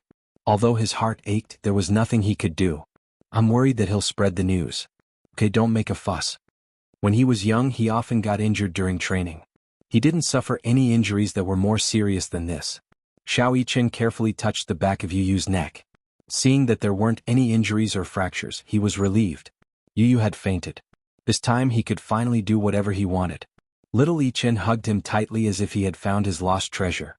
His eyes reddened uncontrollably. Yu. Xiao Yichen's heart was filled with tenderness when he finally met her after so many times in his dreams. No matter what, he had to bring Yu home. He never belonged to Hurricane. He belonged to the Mu family. He had a father, a mother, a brother, and a sister who loved him. He shouldn't be Gong Fan. He shouldn't be such a cold-blooded, demon-like war machine. Alice walked over and helped Yu lie flat on the bed. She helped him dress up, then took off Yu's clothes for Xiao Yichen to change into, while Xiao Yichen put on Yu's clothes. After more than a year, Yu had also developed a little and grown taller. However, compared to Xiao Yichen, he was still very skinny. The clothes on his body looked very empty. After putting the wig on his head, the job was finally done. Xiao Yichen, on the other hand, disguised himself as Gong Fan and lay on the bed. Based on his appearance alone, no one would be able to tell that he was a fake. Gong Jie frowned and said with disdain, "Can't you act more realistically? Oh. Make your expression cold and your gaze fierce." Xiao Yichen immediately put on a straight face. However, Gong Jie was used to seeing his warm smile. Now that he suddenly imitated Yu Yu's expression and put on a cold face, Gong Jie couldn't get used to it. Alice said, "There aren't many people on this island, so you don't have to force yourself. However, you can't give yourself away when you're facing Lisa. She's in charge of taking care of Yu Yu for Gong Xiaoying. If you give yourself away, it'll be hard for the news to leak. When that happens, it'll be very difficult." Chapter 3577. Xiao Yichen and Yu Yu had been swapped. The swapped Yu Yu was immediately taken away by Gong Jie. When they left, Gong Jie carried him on his back. Lisa stood at the door and saw Gong Jie carrying Yu Yu. The guy on his shoulder had obviously fainted. She asked symbolically, "What's wrong with him?" "Blood sickness." He had fainted. Lisa didn't probe further with such a careless explanation. She obviously didn't suspect anything either. As an assistant, how could he faint from blood sickness for no reason? That didn't make sense. She let him go easily. Gong Jie couldn't help but feel that something was amiss. He turned around and looked deeply at Alice, only to see her enter the room with a cold expression and close the door. He had a feeling that she knew about this matter. Gong Jie asked Alice, "Have you communicated with Lisa about this?" "No. But I have a feeling that she knows." Gong Jie lowered his voice and said, "I swapped Yu Yu." Alice furrowed her brows and turned around to take a look. However, she didn't have time to think too much about it. "Now's not the time to think about this. Let's get out of here quickly." Gong Jie nodded. After Gong Jie and Alice left with Yu Yu, Lisa entered the room. Xiao Yichen was initially at a loss. When he saw her enter, he frowned and pretended to be asleep on the bed. He wanted to bluff his way out of this. Lisa walked to the bedside and saw Xiao Yichen lying on the bed quietly asleep. She smirked mockingly and kicked him. Xiao Yichen sat up in shock and said angrily, "Why did you kick me?" "They're gone. You don't have to pretend anymore." "Pretend?" Xiao Yichen's heart skipped a beat, but he refused to admit it. "What do you mean pretend? I don't know what you're talking about." "You can understand." Lisa paused and said, "Mu Yichen." When Xiao Yichen heard this, he abruptly turned his head and stared intently at her. He couldn't believe that Lisa could recognize him so easily. After all, he and Yu Yu looked exactly the same. At first, even Mu Yaja couldn't tell them apart. Only Yun Shishir could recognize them at first glance. How could Lisa tell at a glance that he wasn't Yu Yu? She could even tell that he was pretending to be asleep. What a sharp gaze. Lisa pursed her lips coldly, apparently knowing what he was thinking. She said coldly, "I recognized you the moment you got off the boat." Usually Alice would only come alone. She was not allowed to bring anyone with her. However, today two strangers had appeared. Even though Gong Jie and Xiao Yichen were in disguise and no one could recognize them, it didn't mean that she wasn't observant. She used to be Gong Jie's maid, so how could she not recognize him? Xiao Yichen had the same face as Yu Yu, so how could she not recognize him? No matter how he disguised himself, it was difficult to change his facial features. She knew very well that they were here to take Yu Yu away. However, she turned a blind eye and did not stop them. With her ability, she was fully capable of stopping them. However, she didn't. Xiao Yichen's heart skipped a beat. He was so nervous that he broke out in a cold sweat. He was worried that Lisa would ignore Yu Yu if she knew about this. Lisa smiled and said, "Don't worry, I'll just pretend that I don't know about this. From now on you're Gong Fan. As long as you play your role well and don't let anyone recognize you, I won't make things difficult for you." Chapter 3578. Why did she do that? Her job was to protect Yu Yu, but in reality she was a spy that Gong Xiaoying had placed around him to keep an eye on him. This was her job, but she didn't fulfill it. She even let Yu Yu go on purpose. Why did she do that? There's no reason. Lisa couldn't be bothered to explain further. "I'm guessing that Alice will report to Gong Xiaoying that you're unwell. You don't have to go anywhere except here. You just have to stay here quietly. Remember, don't talk too much." After she finished speaking, she turned around and left the room swiftly. Xiao Yichen leaned against the headboard in a daze. For a moment, his mind was in a mess. When Yu Yu woke up, he was in a high-class cabin. He sat up and realized that he was on a huge bed. Just as he sat up, he heard a man's elegant voice beside him. "You're finally awake?" Before Yu Yu could react, Gong Jie pounced on him. He hugged his head and rubbed his face. Yu, uncle missed you so much. Yu frowned and instinctively reached out to push him away. So disgusting, so mushy, Yu said coldly, let go of me. However, Gong Jie didn't let go of him. Instead, he cupped his face and planted a kiss on his cheek. Get lost. Yu instinctively pushed his face away and distanced himself from him. Immediately, he reached out and rubbed the spot where Gong Jie had kissed him. His eyes were filled with disgust. Who was this man? He actually kissed him. Yu looked up angrily and glared at Gong Jie. What are you doing? Kissing my biological nephew. Biological nephew? Yu narrowed his eyes dangerously and asked suspiciously, who are you? Gong Jie said pitifully, Yu, don't tell me you don't even recognize your biological uncle? I'm your uncle Gong Jie. Gong Jie? Yu coldly spat out 3 words, I don't know you. He wiped the spot where Gong Jie had kissed him. Then he rubbed his hand on the bedsheet forcefully. Gong Jie was traumatized when he saw this. You think I'm dirty? Yes. It's dirty, he admitted bluntly in a cold-blooded tone. Gong Jie was speechless. Gong Jie. He really wanted to beat him. In the past, he had never felt that this fellow deserved a beating. Gong Jie inched closer to him and asked angrily, you really don't recognize me? Should I know you? You Gong Jie pursed his lips and comforted him. It's okay if you don't recognize me. Anyway, it's good that you're still alive. Your mommy knows you're still alive. She's waiting for you at home. Mommy? This word actually caused a slight ripple to appear in his ice-cold heart. Even though he quickly regained his deathly stillness, only this word caused him to become slightly absent-minded. In an unfamiliar environment he was surprisingly calm. He asked, where are you taking me? Although the Gong Jie sitting in front of him had an overbearing aura, Yu's aura was not suppressed at all. Such a thin body seemed to be brewing an extraordinary aura. It was frightening. He had really changed. Chapter 3579. Looking out of the window, Yu saw the sea. He knew that he was now traveling on the sea, which was no different from a cage on the sea. It was difficult for him to escape, and he was destined to be unable to escape from this man's control. Since he was already here, he might as well take things as they came. Yu lay down on the bed quietly and said coldly, you don't have to watch over me. I can't escape anyway. Gong Jie widened his eyes in surprise. He was surprised by his calmness. However, he quickly smiled and stood up. Have a good rest today. You'll go home tomorrow. He left the room after he finished speaking. After the door was closed, Yu closed his eyes and fell asleep.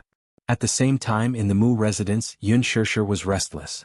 She tossed and turned in bed when she returned to her room. She could not sleep well and felt uneasy. Gong Jie sent her a message saying that he was on his way back with Yu and asked her not to worry. However, she was nervous, agitated, and uneasy. She was worried about Yu, but she was even more worried about Xiao Yichen. Would he be lonely on the island alone? Initially, she did not agree to this plan no matter what. Yu was back, but what about Xiao Yichen? Was he going to replace Yu and stay on the island forever? She heard that there was nothing on the island except for a huge castle. It was almost isolated from the rest of the world. Wouldn't Xiao Yichen feel lonely? Yun Shishir's heart ached when she imagined Xiao Yichen being left alone on the island. However, she also felt that it was unfair to Xiao Yichen. She also felt that Mu Yaja was heartless. However, Xiao Yichen said that he was only going to replace Yu temporarily. It did not mean that he would never return. The most important thing now was to bring Yu back and recover his memory as soon as possible. After that, everything would be easier. If Yu continued to stay on the island, nothing would go smoothly in the future. Yun Shishir reluctantly agreed. Before Xiao Yichen left, Yun Shishir hugged him to sleep for the entire night. Xiao Yichen hugged her tightly because he was going to be away for a long time. He did not know when he would be back, so it was inevitable that he would miss her. Xiao Yichen did not dare to stay any longer. And he left hurriedly as he was afraid that it would make her sad. Now that Yu was already on his way back, she felt inexplicably uneasy. 2 days later, the ship docked. Mu Yaja and Yun Shishir were waiting at the port in advance. When Gong Jie carried Yu off the ship, Yun Shishir saw them from afar. She and Mu Yaja went up to them excitedly. Before they even got close, tears rolled down their cheeks. Yu looked at the tall and handsome man in the crowd. Her gaze was fixed on him, but she looked away coldly. However, when his gaze fell on Yun Shishir and he saw her red eyes looking at him with anticipation, he did not know why his heart started to beat erratically. Yu was inexplicably stunned by his strange reaction. Yun Shishir walked up to him and held his face. She looked left and right. When she saw that it was really him, she still could not believe it. She wondered if she was dreaming. It wasn't until she caressed his face that she confirmed that this wasn't a dream. Chapter 3580. Yu Yu frowned and said coldly, "You've got the wrong person." Yun Shishir's expression froze. Muyaja also frowned slightly and exchanged glances with Gong Jie. Gong Jie immediately said, "He doesn't remember anything. His memories have been sealed by hypnosis." Yu Yu pursed his lips mockingly and looked away impatiently. To him, the so-called memory loss that Gong Jie mentioned was ridiculous. Memory loss? How could he have lost his memory? Who were these people and why were they saying such strange things? In fact, it could only prove that Alice's hypnosis was too successful. The fake memories that she had created had already infiltrated Yu Yu's mind. The memories that she had fabricated made Yu Yu really believe that he had grown up in the Gong family and that he was Gong Fan and not Yu Yu. Hence to him what Gong Jie had said was a complete lie. He would not fall for it so easily. Yun Shishir was at a loss. The child standing in front of her had the same face as Yu Yu. Whether it was his exquisite eyes or his handsome features, they were all so familiar. In the past year he had not appeared in her dreams countless times, but he was out of her reach. However, now that the living Yu Yu had really returned, he was so unfamiliar. The Yu Yu who used to pester her and call her dearest mommy, seemed like he would never return. Yun Shishir's heart was filled with disappointment. She was extremely upset as tears fell one after another onto his shoulders. She was heartbroken. Yu Yu saw her tears and felt annoyed. He turned his face away and did not look at her. To him, whether it was Yun Shishir, Gong Jie or Muyaja, they were all complete strangers. It did not matter. Yun Shishir said with difficulty, "Yu Yu, do you really not recognize me? I've said it before." Yu Yu finally could not take it anymore. He waved her hand away and said coldly, "I've said it before. I'm not Yu Yu. You've got the wrong person. Don't call me that again." These words were undoubtedly heart-wrenching. Yun Shishir's heart ached as if it was being cut by a knife. She clenched her fists and held back her tears. At the side, Muyaja held her shoulders tightly and comforted her. "Don't rush. Take it slow." "Okay," Yun Shishir asked carefully. "You." Yu Yu looked at her coldly and did not say anything, as if he was looking at a stranger. However, Yun Shishir did not back away. Instead, she reached out and hugged him. His body was cold. His skin was cold as if he was born like this. His palms were cold, not as warm as Xiao Chen's. Yun Shishir hugged him tightly. Even though Yu Yu had become so cold when she saw him again, she was already very glad that he was still alive. It was good that he was alive. She had thought that he would never come back. She was already very grateful that her most precious family member had been found after losing him. In the car ride back, Yun Shishir hugged Yu Yu. Even though he was obviously resisting, she refused to let go and hugged him tighter and tighter. His body was so cold. She wanted to use her body temperature to warm him up. However, Yu Yu was extremely uncomfortable. Seeing that he could not break free, he stopped struggling and looked out of the window without looking at her. His cold gaze made her heart palpitate. Chapter 3581. It was the third day since Yu Yu left. Xiao Chen spent the past 3 days on the island in agony. The nutritious meals, oatmeal, fruits and all sorts of green vegetables, were all boiled once and tasteless. There was broccoli in every meal, and his eyes were about to turn green from eating. Xiao Chen felt like he was about to turn into a rabbit. Every time he sat at the dining table he felt like he was being tortured. He ate the tasteless vegetables and felt like a rabbit who had nothing left to live for, gnawing on the broccoli resentfully. The problem was that there were so many vegetables, but where was the meat? There was no meat at all. It was no wonder that Yu Yu had become so thin after disappearing for more than a year. God, how could he not be thin? According to Alice's explanation, it was necessary to control the intake of protein due to certain drugs. But it couldn't be that there was no protein at all, right? The worst thing was that there was no rice, no rice, no rice. The most tragic thing needed to be emphasized thrice. Xiao Chen's stomach was as big as a cow's, and he ate at least 2 bowls of rice per meal. However, there were only side dishes and no rice. Finally, after countless nutritious meals were served, Xiao Chen's body swayed and he was on the verge of collapsing. He was so hungry that he felt dizzy. Finally, with a plop, he fell head first into the plate of rice. Meat, meat, Xiao Chen had a dream. He felt like he was looking at a huge piece of steak that had arms and legs and was running in front of him. As soon as he saw the meat, his eyes turned red. Drooling, he chased after them madly. Just as he was about to grab the meat, Lisa slapped him and woke him up. When Xiao Chen woke up, he realized that he was in Lisa's arms. He didn't know when, but his saliva had dripped onto her chest. Lisa's face turned green. She said coldly, "You can talk in your sleep?"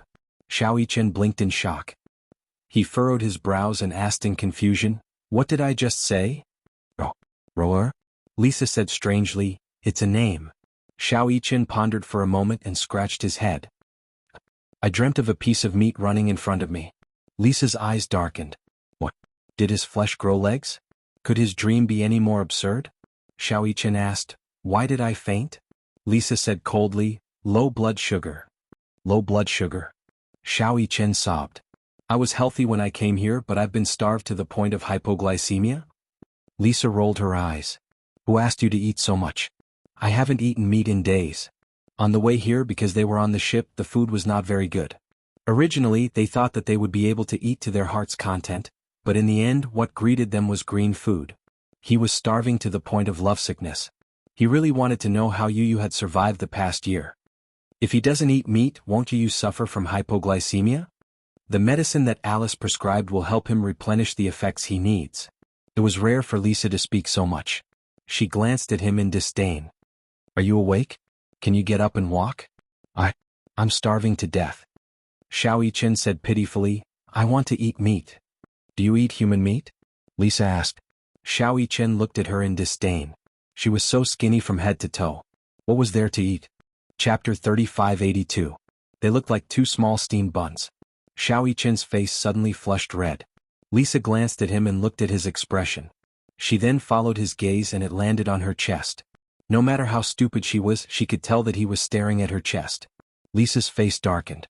Suddenly, she released her grip on Xiao Yichen, causing him to lose his balance and fall to the ground with a loud thud.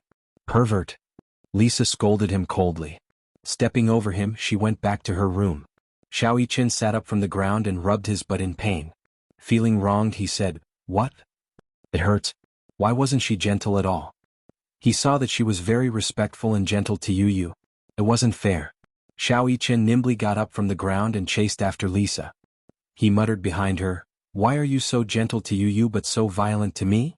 Lisa rolled her eyes expressionlessly and ignored him. "Hey, since I'm replacing Yu now, you should treat me as Yu too. Be gentler." Lisa suddenly stopped in her tracks and turned around calmly. She looked at him meaningfully and said in a mocking tone, "Are you as smart as Yu? Are you as obedient as Yu? Yu isn't as perverted as you." As she said this, she glared coldly at Xiao Yichen and said coldly, "Mu-Yichen, I'm warning you. If you stare at me again." Lisa instinctively covered her chest with her hands and said with an ashen face, "Keep your eyes to yourself. If you keep looking, I'll dig your eyes out." After Lisa finished speaking, she walked away. Xiao Yichen watched her leave in shock. He couldn't help but lament, how violent. Even though Xiao Yichen was very resistant to green vegetables, he could only pretend to be calm and silently eat